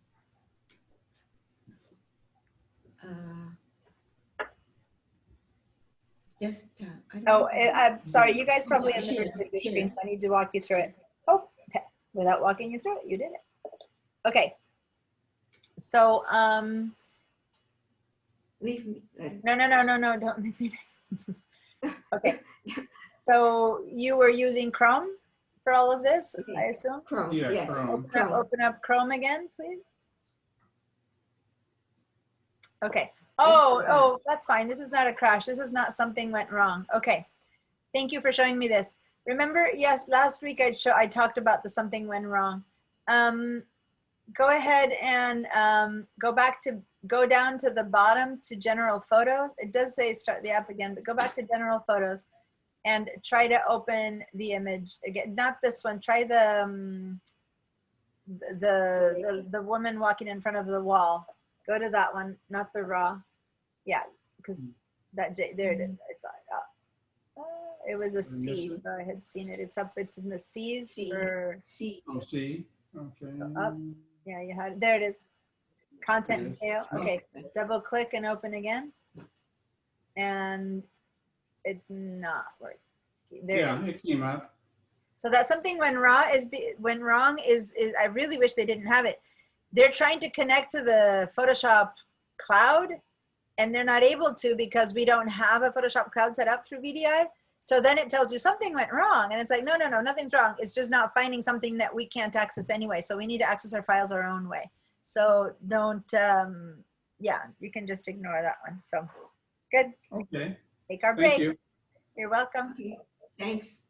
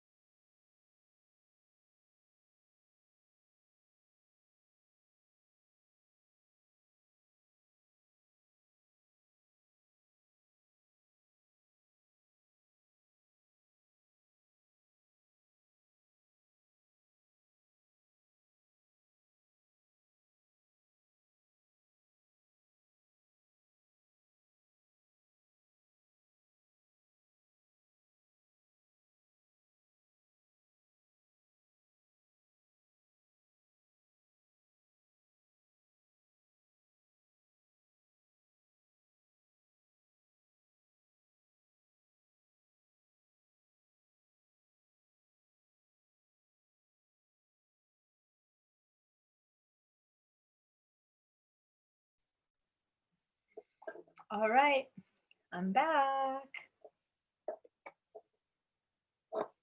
Back from break. Hear my dulcet tones. Hear the bell ringing. I'm gonna bring in the cute bell, the one that I had in my, the one that I have in my teaching portfolio. So it's a prettier little ding. Welcome back. Thank you, Alan. All right, everyone, trundle on back. Trundle on back.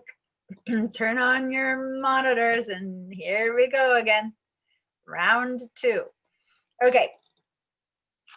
I forgot to turn off the recording. I'm supposed to pause the recording so that then when people are watching this, they don't have the whole like blank stuff in the middle, but I forgot to turn it off. So I need to put on, the problem with pausing the recording is that then I might forget to start it again. So I have all these little Post-it notes that I throw on top and say start recording, but this time I forgot to stop it. So anyway, whoever's watching this recording has to sit through the break or fast forward it through the break.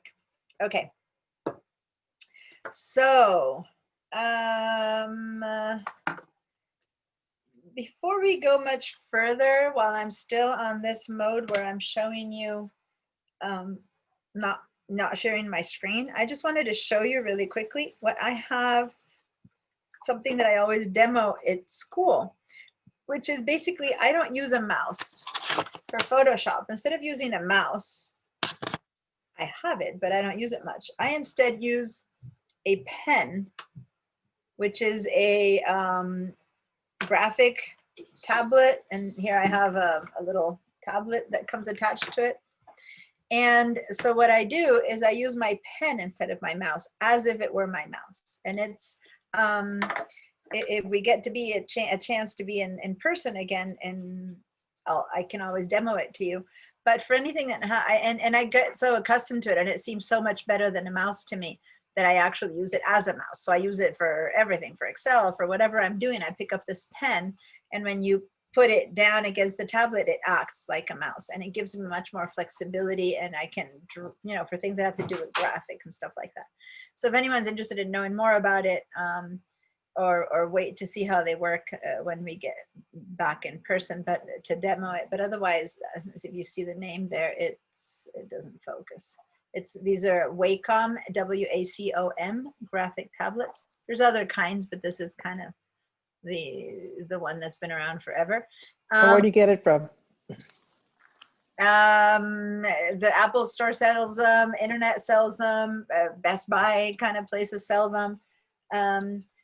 But you know, Amazon, there's many different kinds, and the one I have is usually the cheapest kind, because for people, you can pay, you know, anything from about 70 or 80 bucks, which is $100, which is the basic one that I have, or you know, up to thousands of dollars. They get really fancy. They get to the point that there's a pen that's really fancy that you can just, you know, put on the tablet and draw on the computer and draw, and it acts as if it were a paintbrush.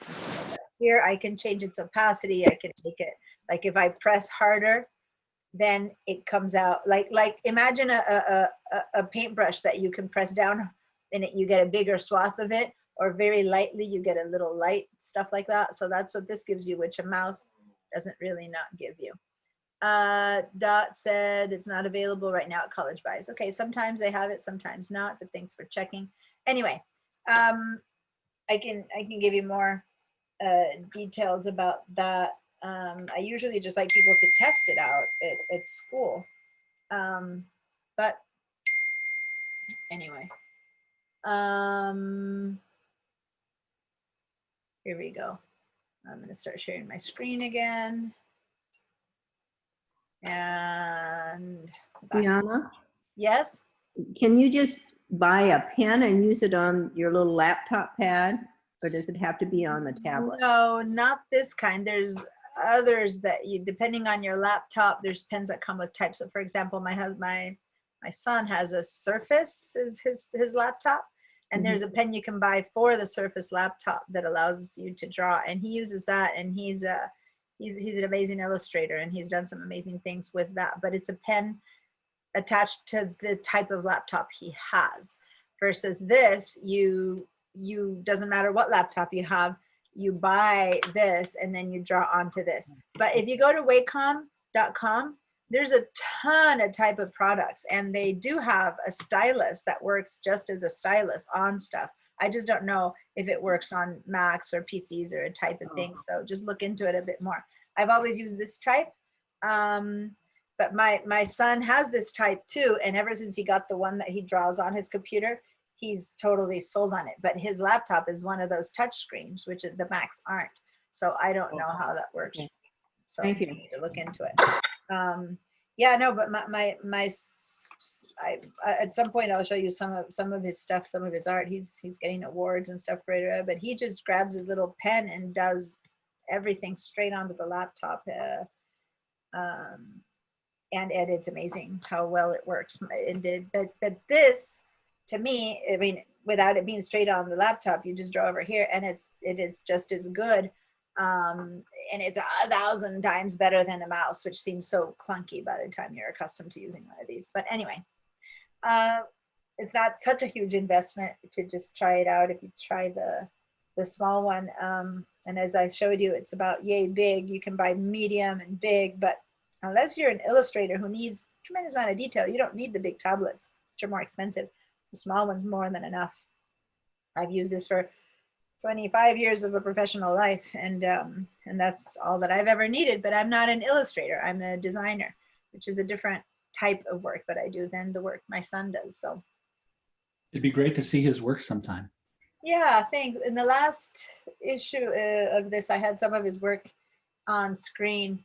Whenever he's out there winning awards, I tend to share. He's created some films. I don't know if you guys know the Santa Barbara International Film Festival, but he's won the high school filmmaker one year and screenwriter the next year. And then he does all of these illustrations, and he's always on the brochures and the catalogs of everything at school. You know, he's a multi-talented young man, and yeah, very proud of his stuff. But I was amazed how he picked up that pen and began working on it, and I didn't know it would work that well, and now I'm totally sold on it. So for anyone who has a touch screen kind of laptop, if you can find a pen that works with that one, versus just your fingers, which is kind of a rough way of doing it, but with more accuracy, you can really work as if it's paper on pen. So anyway, all right, so here we are on just Photoshop. Is everyone here? You all closed out of your raw? Could we get rid of that plastic bag you pointed out? I didn't even notice it, but now it bugs me. Oh, now that we see it, yes, we can, in fact. Get rid of that. I'm not sure if you have the skills yet to do that, but we could give it a try. I think it even looks on the right side like she's got something up to her ear, like a phone or something, you know? Yeah. Then you could get rid of that too. So yes, definitely you can get rid of all of that if you were to want to. Wasn't what I was going to do right now, but let me begin to give you the skills of masking where we can take care of that. So here's the thing. First, let me complete the whole conversation about RAW. So here we have a JPEG, right? And in this JPEG, when you open it, you didn't automatically get punched into the RAW engine, right? Because it's not a RAW photo. But the RAW engine is, as I said, I only showed you like the first 3 tools. It's got 2,500 awesome tools to fix an image with. The only issue with RAW is that it's all mainly global corrections.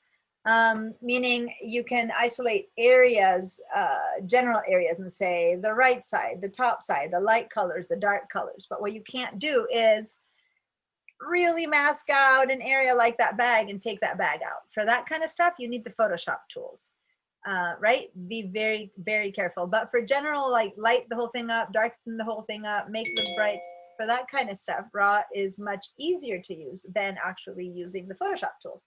So say that you want to do that to this photo, which doesn't need much, but say that's what you want to do. Then you have to do it as a filter after the fact. So let's do that now to this photo. You need to go up to the word. So let me put the annotate. Here we go. Let's go up here and go to the filter. And this is crucial. We're going to go to convert for smart filters first. I'm going to be teaching you more about what this means and why. But let me very quickly show you that if I don't do this, so don't do this, right? I'm going to help you really quickly. If I just say camera raw filter without first doing that, so if I just do the camera raw filter, and I'm going to show you something really quickly and say that I suddenly make a change like that, and I say, okay, right?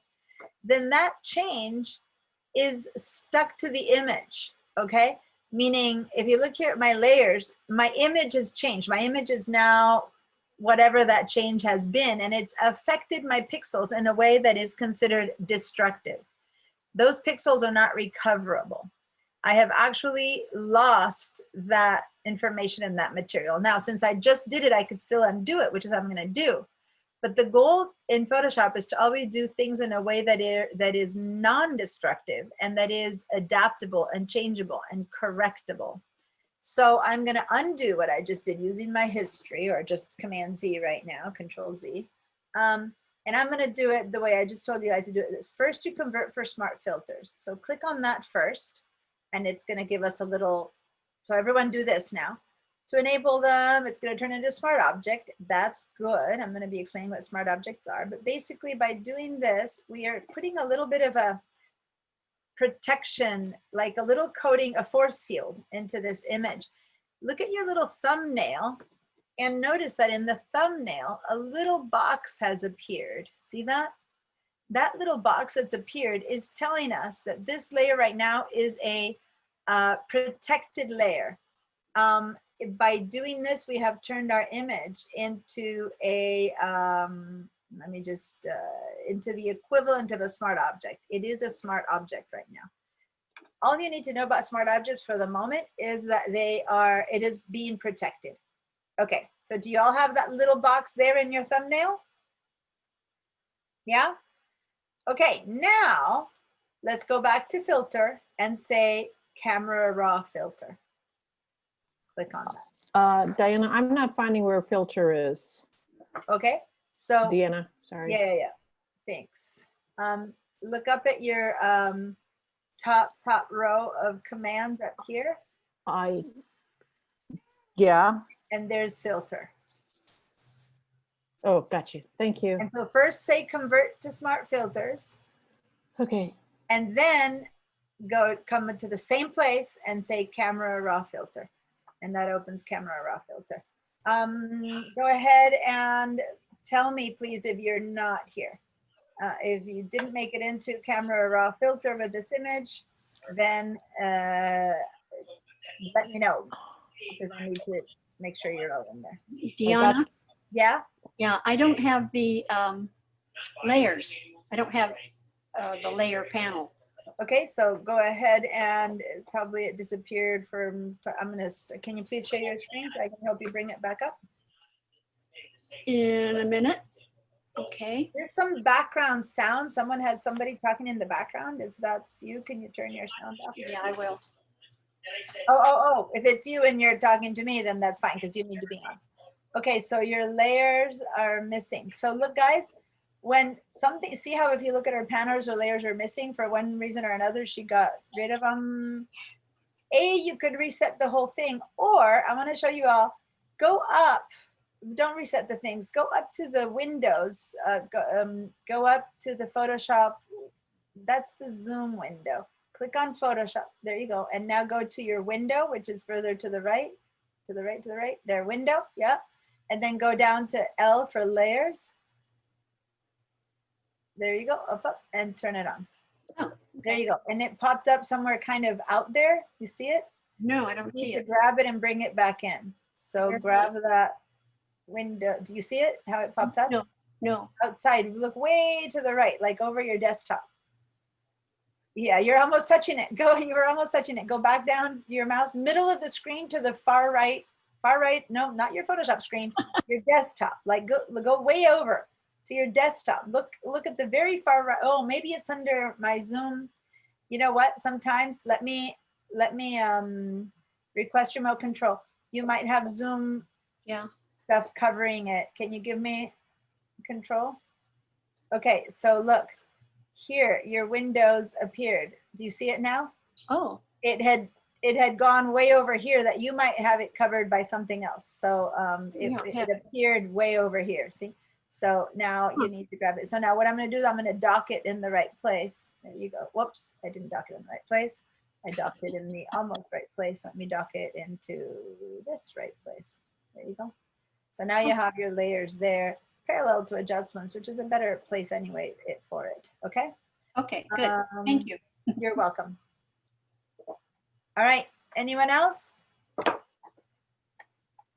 You're all in the right place in RAW with the image? Okay, so I'm sharing my screen again. Well, mine says camera raw 12.4, and then I've got the image again with what it shows with the layers, the histogram and the navigator on the right. Okay, show me what you mean, because I can't. Sometimes when you say what you say, it gives me all I need, but other times I need to see it because I can't understand what to say. So want me then to share.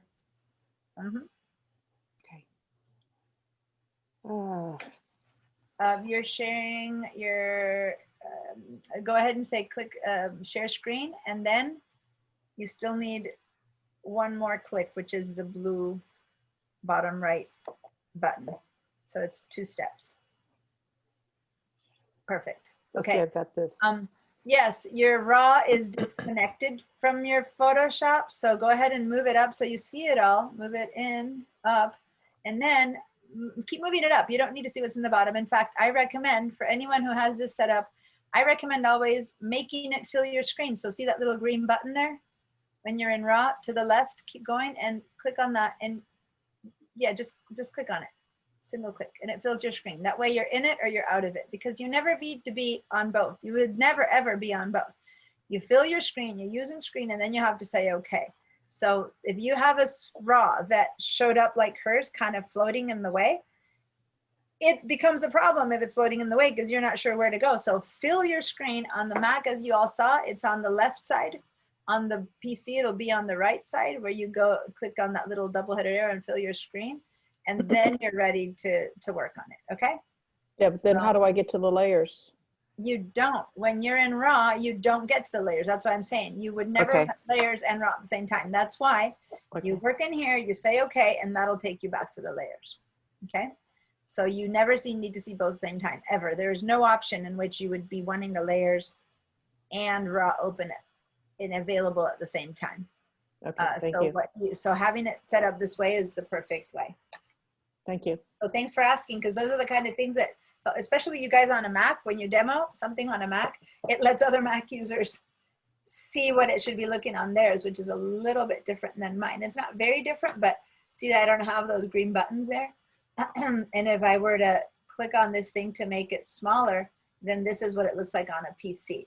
I don't have the buttons to maximize it. And if you on a PC have this that kind of popped up, I don't need to see those layers. All it's doing is not letting me see this well. So click on this little double-headed arrow that was available for the Mac people too. I saw it there. And fill your screen with this RAW. When we're done with it, we say cancel, then we'll go back to the layers. Okay, so please fill your screen with the RAW so that it really does take over your whole Photoshop. All right. Yeah, this is Dot. I'm kind of lost on where I'm at. I got layers, but then it kind of disappeared. I think I need to share my screen. Yeah, let me stop mine. Okay, share your screen.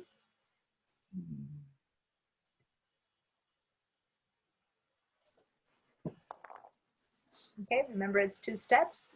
Perfect. Did that go? Yeah. Yeah, you are, you are in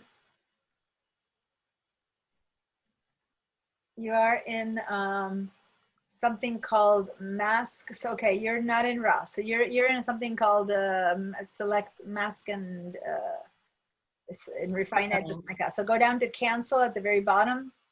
Okay. Cancel that. There okay. you go. You're in that thing called select and mask. So now go up again to your filters, and you do not have it set up yeah, you have to convert for smart filters first because you don't have it converted. Yeah, say okay. Now that I see that little box that it's smart filters, now go back up to filters and now say camera raw. Camera raw. Oh, okay. There you go. Thank you. And perfect. Now you're ready to go. Perfect. Okay, anyone else who needs a hand? Sometimes you're in some weird place and that's a perfect thing. Don't just sit there and wonder how to get out. For me, it's very easy to tell you how to get out.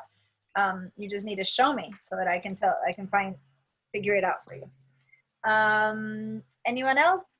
Are you all in raw with this image, and is that image filling your screen? Okay, going once, going twice. Now we're back here. Okay, so this image, interestingly enough, just to confirm, is everyone seeing contrast, highlights, shadows, whites, and blacks now? Is everyone in that mode? Yeah, so I need to look into how come the other image showed up with the other settings. I need to figure it out. Now, this is an image that has not been put through RAW before. And maybe these are the original, the only settings that we have, and the other are the new ones. See how I can't toggle down here out of them? I mean, when I say down here, let me put my spotlight button on. See how over here, the option to toggle like before isn't there? So I need to go and see what that was all about. I have a feeling it might have been, oh, I know, duh. My light bulb just went off. My light bulb just went off. Those settings probably were the original settings of the Nikon, because it or Canon. Yeah, that was the Canon proprietary settings. I am 99% sure that it's what I'm saying is what's true, but I can't even begin to explain to you until I confirm it. So I'm going to confirm it before I tell you. But those were holdouts from the proprietary Canon RAW engine that before RAW would disable them, but now they're being accepted. That's what's happening. Okay. Forget it. I figured it out, but I'm going to look into it to make sure that what I figured out is right. So these are the settings that are available to us. So just really quickly, in order to explain RAW for JPEG, that's all I wanted to do here. We're going to go ahead and say, for example, if we move exposure, it makes everything lighter, everything darker. Rarely do we need to move exposure unless truly the photograph is problematic with its exposure. Usually what we're going to go is we're going to move these guys. We're going to go blacks, whites, shadows, and highlights first. And in this case, I would, if I don't trust my eyes to tell me if blacks are black and whites are whites, I'll look at the histogram, and I'll look at the very end and go, yeah, there is something there that's black without detail because it's showing me the very tip. And yep, there is something there that's white without detail. See how that white line goes all the way to the end of the black. So this image is perfectly balanced. It does not need anything else to enhance it. Now that doesn't mean that we might not decide that we still want maybe the shadows to lighten up, and so we can move this one here. Or we want the shadows to darken up, and so we move that there to make it more dramatic. Or we want our, whites to become brighter. Or, there's things that we can still do to this to make it look more rugged or more, contrasty, and all these other things that we could choose to do to it. But it didn't need it as an image versus the one that we had started with really needed it because it wasn't hitting the ends, okay? So when you play around with this stuff and don't like what's happening, you just double click to bring them all back to the center, okay? Now, the one that I think might help here a little bit is if you look at the focus, she's sharp, right? The rest is kind of sharp, but it's not really out of focus. Up here it begins to be out of focus, but it's not totally out of focus. It's just a bit soft. So maybe we can get a little bit more sharpness in here, but not going to the sharpness, but actually using this one called clarity. Okay, so kind of go down, down, down until you get to clarity. And clarity is a kind of sharpness that works with the little details. So if I move to the right on clarity, and I'm going to go quite a lot to the right, so you see a big difference. Do you see how everything got enhanced as if it were more contrasty? Now, you never would want to go that far, but it's the best way to show you what's happening. When I let it go from there to way over there, can you see what's happening to stuff? It's not really a sharpness per se, but everything becomes a little bit more contrasty, which in the end is all that sharpness does. It fakes a little bit of a harder edge amongst the tones, and that's why things look sharper. So clarity, if we do it gently, I always demo it by going to the extreme. This is the other extreme of clarity. I would go to the very left and see how everything now looks very hazy and woo, like one of those glamour filters where all the wrinkles disappear. It also makes things look plastic, right? That's the other extreme. So double click clarity and go from the extreme of very hazy and wooey to very, very rugged. And a lot of photographers are putting this on right now to make it look like it's gritty and urban. They're just upping the clarity on their thing. So if you don't want it to as an effect and you just want to enhance, then you can just move it up gently.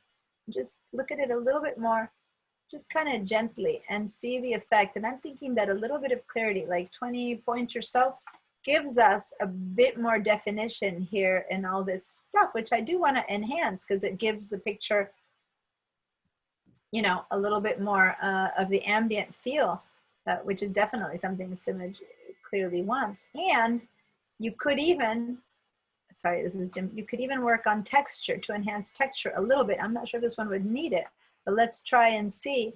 And again, I'm going to go all the way extreme to see what texture does.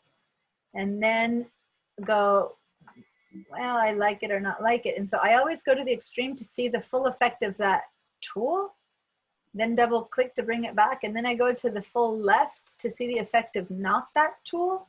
See how it smooths things out. And then I go, well, maybe a little bit of texture might be nice too. So now the before and after of a bit of texture and a bit of clarity in the end is giving that little bit of extra contrast that I would have liked it to have without having to move my contrast, but it's more specific. I might also make the colors a little bit more vibrant. Now the colors were fine. As soon as I start going a bit more vibrant on the colors, they were already so vibrant and they become kind of neon-y. So maybe just a tad more vibrance. Okay, so now let me go look at the before and after. So to the left is my before, to the right is my after. And yeah, I like, it's subtle. You guys have to train your eyes to see if you'll like the changes. But when I first look at this image now, I see that over here, I felt like this was the only thing to look at and the rest was a bit more of a wash. When I look at it now, the enhancement of texture allows me to not only look at that, but also to look around and go, oh, and pay a bit more attention to the surroundings because of a bit more, the whole texture and contrast a little bit more, calling my attention a little bit more. As you can see, these changes might be subtle, and if you only look at the after, you might not notice the before and after much. But the effect for the person looking at it over here, I wasn't really aware of these like yellow streaks here, but in this one, I kind of see that yellow paint better. And I like that yellow streaked paint. I kind of like that effect, and I like that I'm seeing it better, whereas before I hadn't even noticed it was there. So you want to take your time with these things and see if it helps you see more, or if maybe it distracts. Maybe there was something here you did not want to see and now you've enhanced it. So then it's the other way around. You want to back off on it. These little tiny changes might not seem too big, but they truly do make a difference when you look at a photo if you're more or less attracted to it. I just took her out a little bit, so she did just pee. What's that? Okay, so I don't want to spend too much time fixing a photo that doesn't need much fixing. But I wanted to show you the next step, which is what happens to this photo when it's been fixed in RAW once we're back in Photoshop. So if you make some of these changes or not, if you made other big ones or not, to your taste and flavor, let's go ahead and now down at the bottom say okay. I'm gonna say okay. There's much more to RAW to learn, but my point right now isn't to teach you how to use RAW to fix things, rather how to use RAW per se. Another thing I want to say is that when I say look how much better it looks or not, you need to understand that my screen is showing you something projected through a webcam that is then showing up on your screen. And whatever you see is possibly not what I'm seeing on my screen. It is not only possibly, it is 100% for sure not the same as what I'm seeing when I'm saying that this looks better. Because my screen is calibrated to, I actually have a monitor calibrator where I color correct my screen. And yours, I would venture to say, I'm 100% sure, maybe one of you guys, maybe Jacob, because he does this stuff professionally, maybe his is color calibrated, I don't know. But most of you guys do not have a color calibrated screen. I don't know, John, maybe you do since you do some film stuff. But other than that, your screens are gonna look different from each other, just like when you walk into a TV store and you see every screen displayed and one shows more orange, one more pink, one more red, one more green, you know what I mean? So how I see it and how you see it, you might go and say, oh, I don't like the changes she made. So then for your screen, make the changes you want. But caveat, any changes we make, as long as they're gonna be printed, you're in control of how that final print looks. But if they're going to be shown on other people's screens, say this is going to my website, I will still not have any control of how you're going to see it, because you're going to be seeing it on your phone, on your iPad, on your uncalibrated monitor, and thus you kind of have to let it go when it comes. All you can do is do the best you can on yours, have your computer be as calibrated as possible, and then you kind of have to go, oh, well, I've done my best, and anything that's going online. But if you start by fixing a picture with an uncalibrated monitor or a monitor that's too bright or too dark, then for sure other people are for sure going to see something that's weird on their screen. So at the very least you can do, and I'm not sure if I mentioned this the first day, but you need to have the brightness of your monitor set to the middle.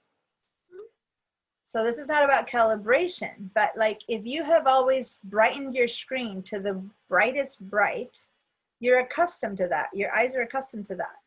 But then you fix your photograph because it looks kind of washed out and you darken it. And then when someone else sees your photograph, they see a very dark photo because your bright screen is kind of fake bright. You know what I mean? So to hit some kind of an in-between, if you have ways to control your monitor brightness, then you should try to fix that to a midpoint. So for example, if you're on a Mac, which quite a few of you guys are on a Mac, then on the very topmost screen, row of buttons, right next to the escape, there's an F1 and F2. And if you notice, they have little sun icons on them. And when I click on one, the little options for brightening or darkening is the monitor pop up. And you should make sure that yours is at mid brightness. And I can't share that with you because it's not on the Zoom that shares, but you play around with yours and see what I mean. On other kind of monitors, PC monitors that are attached, you might have controls on buttons on the screen or something like that. So go and set yours to the middle. And at first it's gonna look dark and you'll be like, oh, it's too dark, but your eyes will get accustomed to that. And then you'll see things at a much truer coloring. And then beyond that, if you actually want to color, my son has my color calibrator. He and I share it, so he's on his screen right now. I'll bring it back next time. It's a little thingy you put on your screen, and you say go to the app, and it runs through a whole bunch of situations, and then it color calibrates your screen. Wow. So that it's as accurate as possible to neutral. And mine has the option of adjusting automatically. So you're saying turn that off and put it in the middle? You mean it adjusts automatically for the light in the room? Well, that's when I go to system preferences under displays, there's an option for that, and that's what's checked. It says automatically adjust brightness. Yeah, and so what that does is when it's dark outside, it makes your screen brighter, darker, because you can see it better. But when it's light, when you have a lot of light in the room, then it has to brighten itself. So that's great for regular computer watching, for reading an article, for having it not be so bright at night so that your eyes don't, you don't fall asleep, which is great. But from when you're editing photographs, that doesn't work so well, because the image that you edit in the morning or in the evening, you would edit it differently. Does that make sense? Yes. Because how you're seeing it is different. So you might want to know that, I'm working in Photoshop. Maybe I should have a stable lighting that makes, that doesn't affect me based on that. So it's controversial, because ideally, and here's the truth, when you're really editing photos, like truly editing photos, you need to control the light of your room. Like if you're someone who is, this is your photo that's going to go on print. You have to have the same lighting always. You have to have neutral daylight. You have to have ideally gray walls all around you, but at the very least, a neutral setting where nothing in the surrounding area is affecting you, and you go into that mode. So people who are real editors have a room they go into where all the lighting is controlled, and the color calibrated is controlled, and everything is the same way, so that none of those outside forces make a difference. Now, we all kind of take our computer and our laptops to the couch, and the next time we're editing on the kitchen with a bright window, and after that we go at night to edit because we can't sleep. So all those lighting settings around us are going to make our choices to how to edit a photo be very different, right? So if you're taking this seriously, you have to seriously control your lighting, or always edit at the same exact time, or be in a room where the lighting is artificial, so you can always control it and not have open windows and stuff like that. So consider that if you're taking this as, I really want to do a good job of color correcting, because this is professionally going to go out and be a photo that represents my work, then you need to control the lighting to make sure that everything is neutral, and control the color calibration of your monitor, and be correctly set up with whoever is going to be printing your image, if it's not your own computer or your own printer, so that you can monitor with color profiles and stuff like that. So there's a whole nother 10-week course you can take on color correction and color profile and stuff like that. But if you're interested in that, I can point you to some good tutorials to enhance that whole part of your editing. Now, watch, we're almost done with the class, so watch for a second here what happened on my screen. This time, what's different isn't the pixels themselves. Rather, this got attached to a layer with a little eyeball. And look what's happened. If I turn on or off this eyeball, then I will see the change in my photograph. Now, it's so subtle because I made a very subtle change that it's hard for you to tell, but I don't know if yours is subtle too, but if you turn this eyeball off, this is the before. And if you turn this eyeball on, this is the after. It's the enhanced photograph. And say that you like it or don't like what you've changed, or it's so subtle you can't see a difference, it's editable. My original pixels are still there, but so is my filter. So I can now double click on the word camera raw filter. It'll open up my filter, my raw filter again, and now I can really change it. Now I'm going to make a change that's so obvious, so tremendously obvious, that we won't be able to not notice it. I'll turn everything blue. I'm saying okay right now. And see, there's my edited image. And this thumbnail looks like it's edited, but if I were to turn this eyeball off, I've still got my original there. I haven't ruined it. This is not a destructive process because I haven't gone and lost forever the original colors. I've just put a little filter over it. Imagine that we're putting on some glasses to see it the way I now want to see it. And if I hate that, it's editable. So this is what I mean by non-destructive and editable, because I can double click and keep editing it to my heart's content tomorrow, the day after. Now I can decide to make it, you know, extremely yellow and bizarrely green, and I'll say okay to that. And then I can like it that way and then say, nah, I don't like it, and keep editing it. So that's what I mean by non-destructive and editable. And this is only happening because we first converted it to a smart object, okay? So now I'm gonna double click on it again, and then I can go back, bring these back to as shot, and that brings it back to the neutral. And then I'll say okay again. So the thing is that forever and ever, I can keep working with this.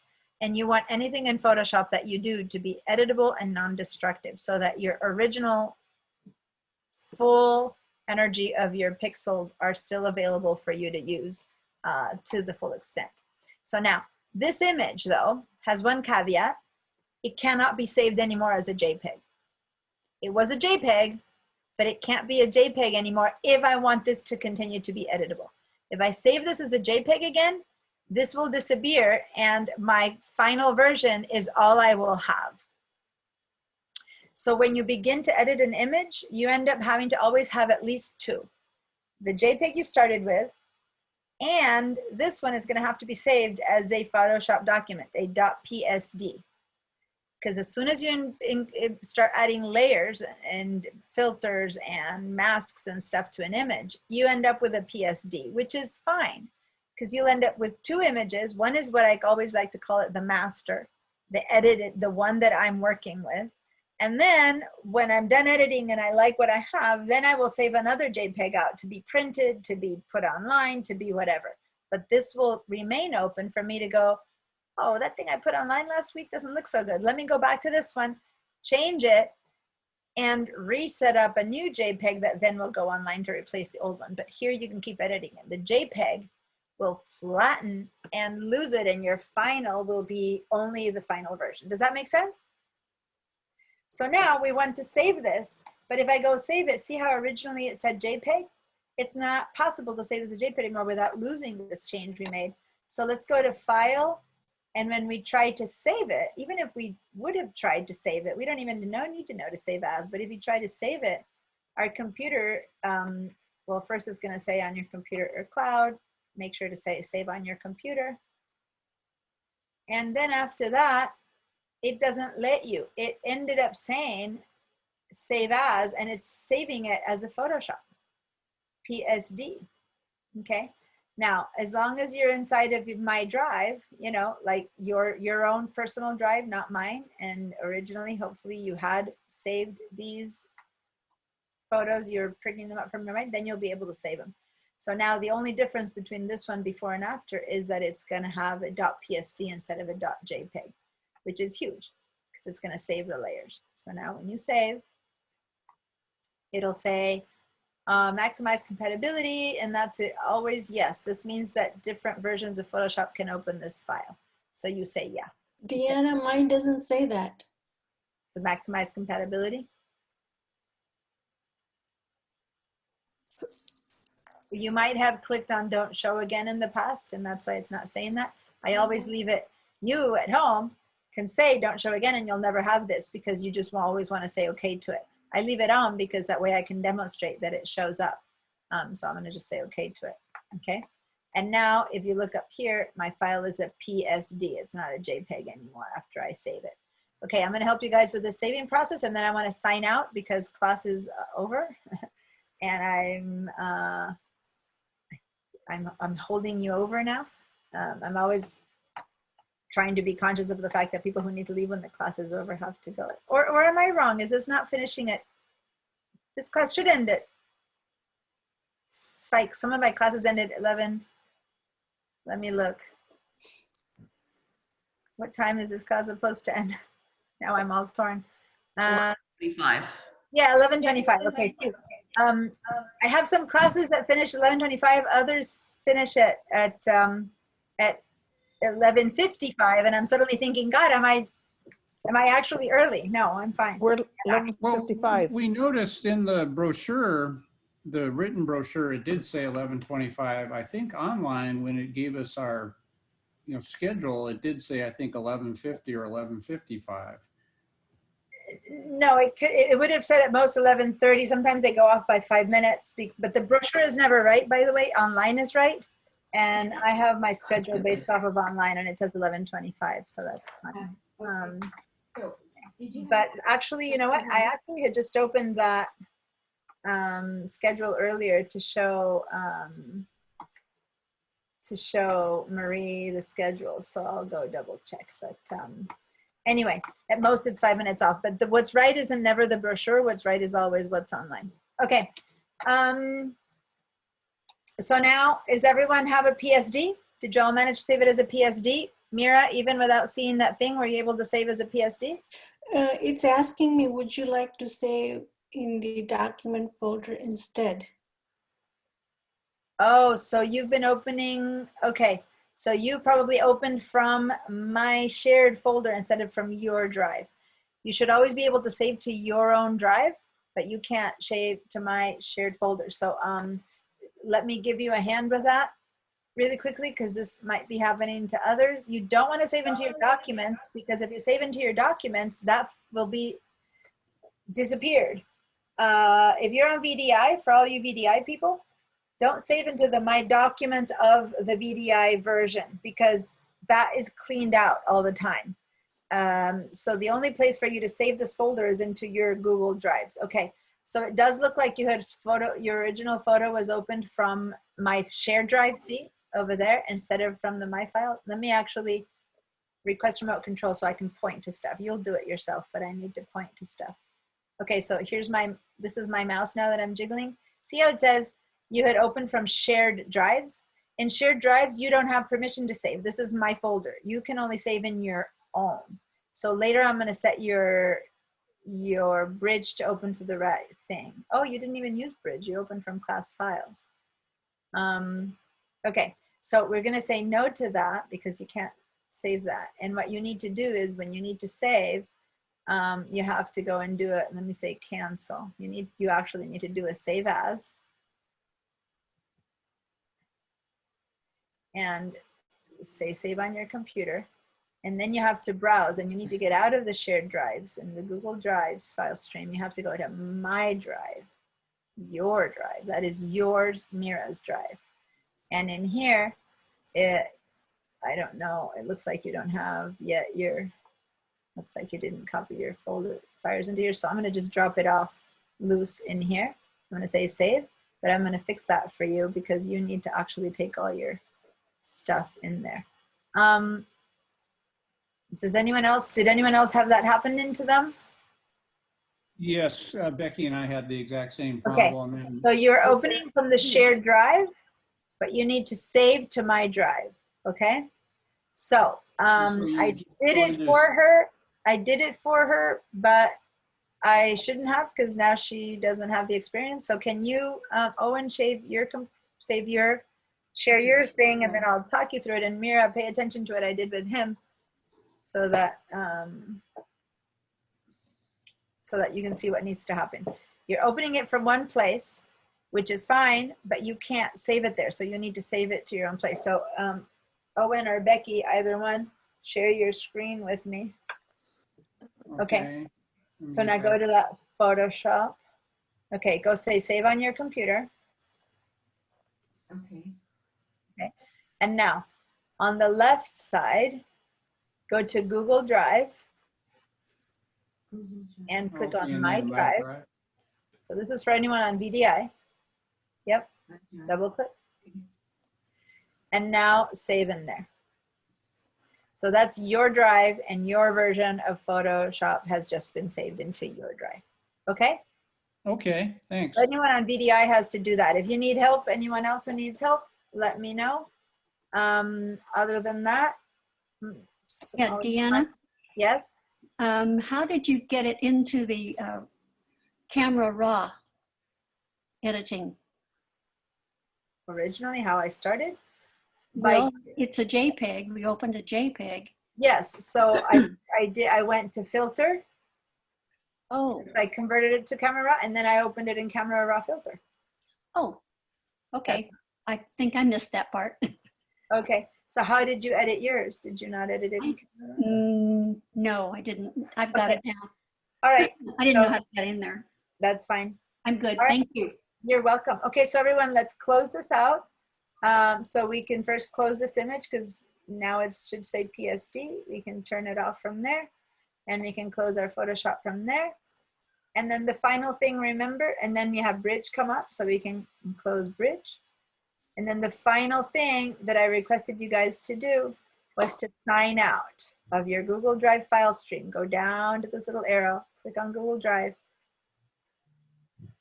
go to preferences, and it's, be careful, don't quit. Just preferences, disconnect account. If you don't do this, then you can just do it at the beginning of next time you open.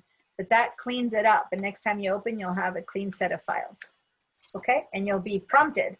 Next time you open VDI, you'll be prompted to sign in, and so it's cleaner if you sign out now so that you get prompted each time instead of having to do it on your own. All right. If someone has questions, I'll hang out and answer questions, but other than that, you're all free to leave. Deanna, I have a question. I'm lost.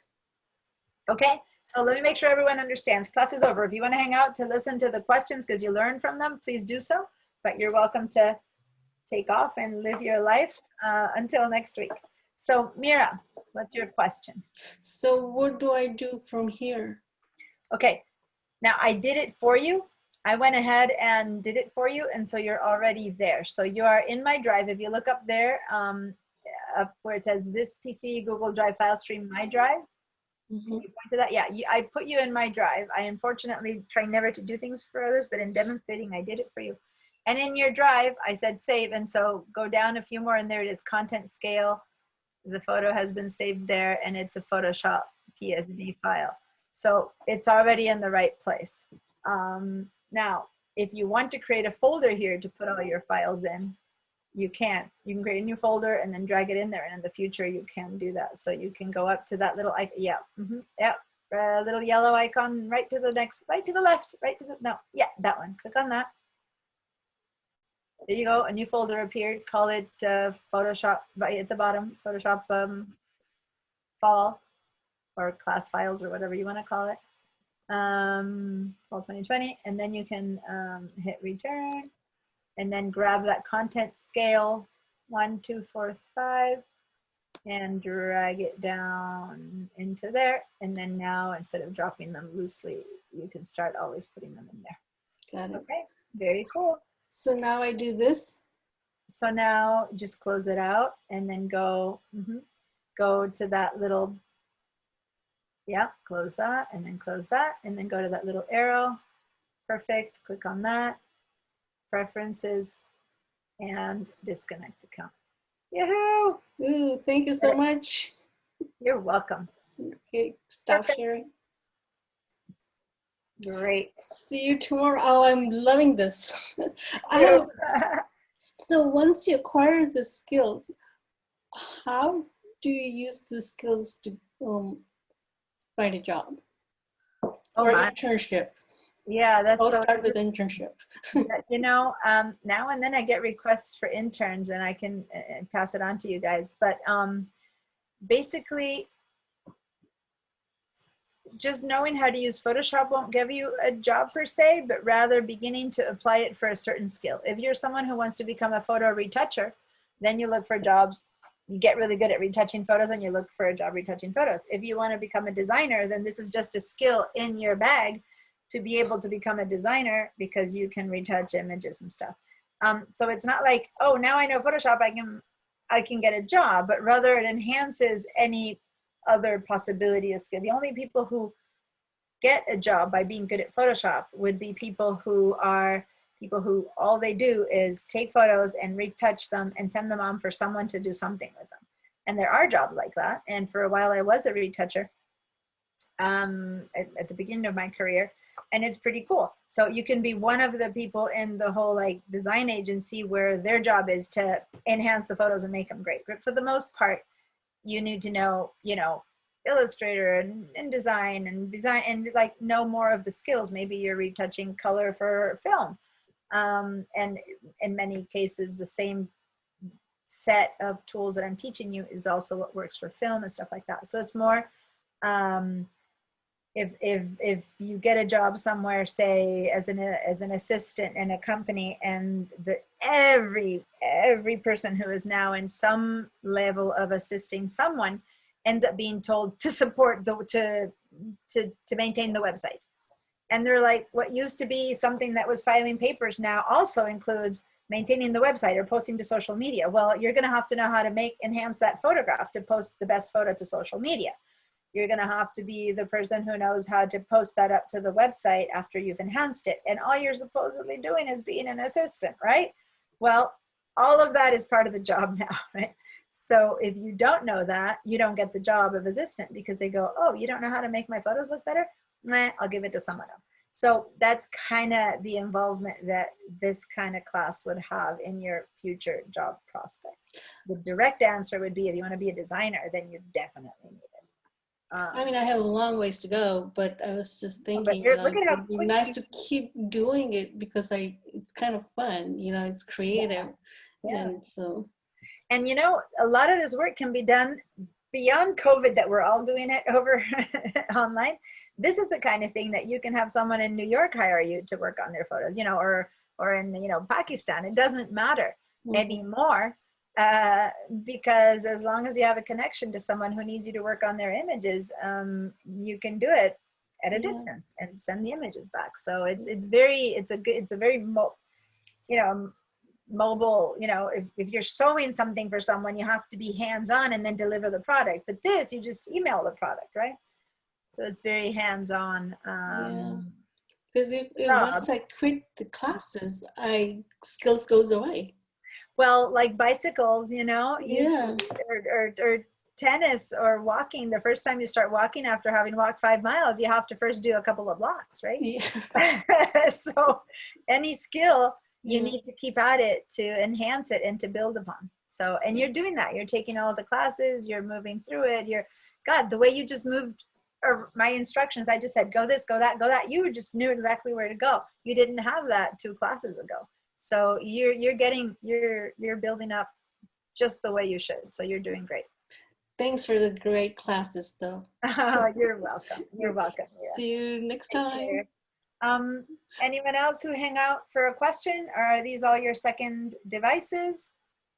I have a question. Yes, Lisa. So I unfortunately had to got called away on some business for about 30 minutes or so, and came in for about the last 10 or 15 minutes. So I missed when you transitioned from the working on the clock by the windows to the From woman. the RAW file to the JPEG in RAW, right? And so is that something that I'm going to need to? I'm going to plan to watch the section on the.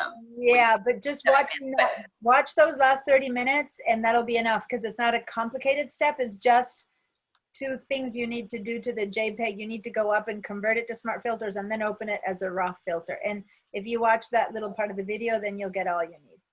And do I need to have that saved as a PSD, because we're going to be using it in the future? Or No. is that just for the practice of doing that? It's the practice of doing that. Yeah, Okay. we're going to work on that image later, but we're going to pick up the JPEG again, because we're going to do some content to aware scale. We don't need the RAW filter part of it. So if you didn't get that saved, don't worry. That's not okay. Perfect. All right. Thank you so much, Deanna. See you next week. Have a great weekend. Bye. Bye.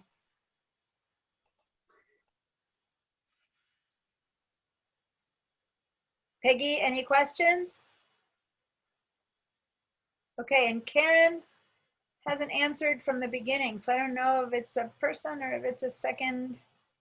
So Karen, if you can hear me, whoever is Karen, you don't have sound or screen. You're someone's second screen. We haven't heard from her since the beginning. Yeah, so I don't know if it's someone's second screen, but I'm looking and they don't have the option of sound or video. So it's almost like someone who tried to sign in, because she does come to the class, but could never get the sound or stuff to work. And maybe she's listening in, but then she would have written in the chat. So I'm gonna reach out by email to her and see what happened, because maybe she wasn't able to sign, and she you know, maybe it's dormant there because she couldn't hear or sound, and so she gave up trying. And although she's connected, she wasn't able to take advantage of the class. So I'm going to email her and see what happened. Okay, I actually have something a little weird. Yeah. Whenever I'm in VDI, just because my bandwidth is low, and so it's Yeah. it's safer during class to use the VDI. When I go from Bridge and double click to send the JPEG to the to Photoshop, I get a small box with the metadata. You know, the width, height. Can you share the screen? Because I don't know what that could be. Yep. And it's happening with all of them. Share screen 2. Okay, screen 2. There. There. You seeing the right one? So when is it that that happens? I mean, it doesn't seem a particular problem, but at what point do you get that? I get that when I go from Bridge. So if I take this, you know, and I double click, it comes up and it has this box. And And it the just box, stays there. That box doesn't move. It's not grabbable. no, no. That's bizarre. I know. And when I, if then I go into Camera Raw, it's not there. But it's happening whether Because it's not part of the image, but it sits there. Now, I don't know that it's related to Bridge or what, but go back to Bridge. Just to see, close Bridge out. Okay. Cursor isn't. No, that'll show, no, yeah, that other X, yeah. The Yeah. top X will close your Right. whole session. Okay. Okay. Now close this, this file. Go up to the little X to close the file. Okay, and this one too. Just close this file. Okay. Now for a second, let's just see, it's like something that's stuck. See, it's not about the image. It's like you have a little weirdness. Close your Photoshop and open Photoshop again, or Bridge again. Yeah, let's close it and then open Bridge again. Come on, wake up for one. There we go. It's stuck. There you go. It finally disappeared. Open Bridge again now.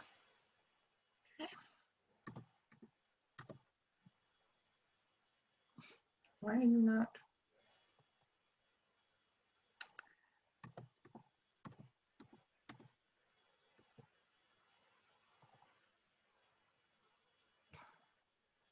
And now open a file, any file, it doesn't matter.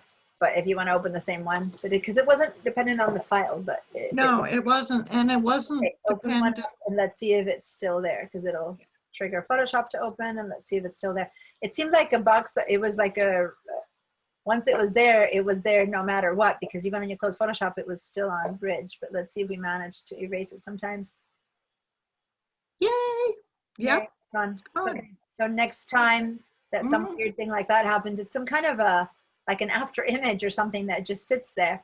Then the option is to just start cleaning. Okay? Right. All Thank right. You're welcome. Don't forget to sign out of the Yeah, Google Files oh, too. I know. Okay. Yeah. I'm going to stop your sharing and Right. good job. All right. Oh, thank See you very you much. again next week. Take care. Bye. Bye.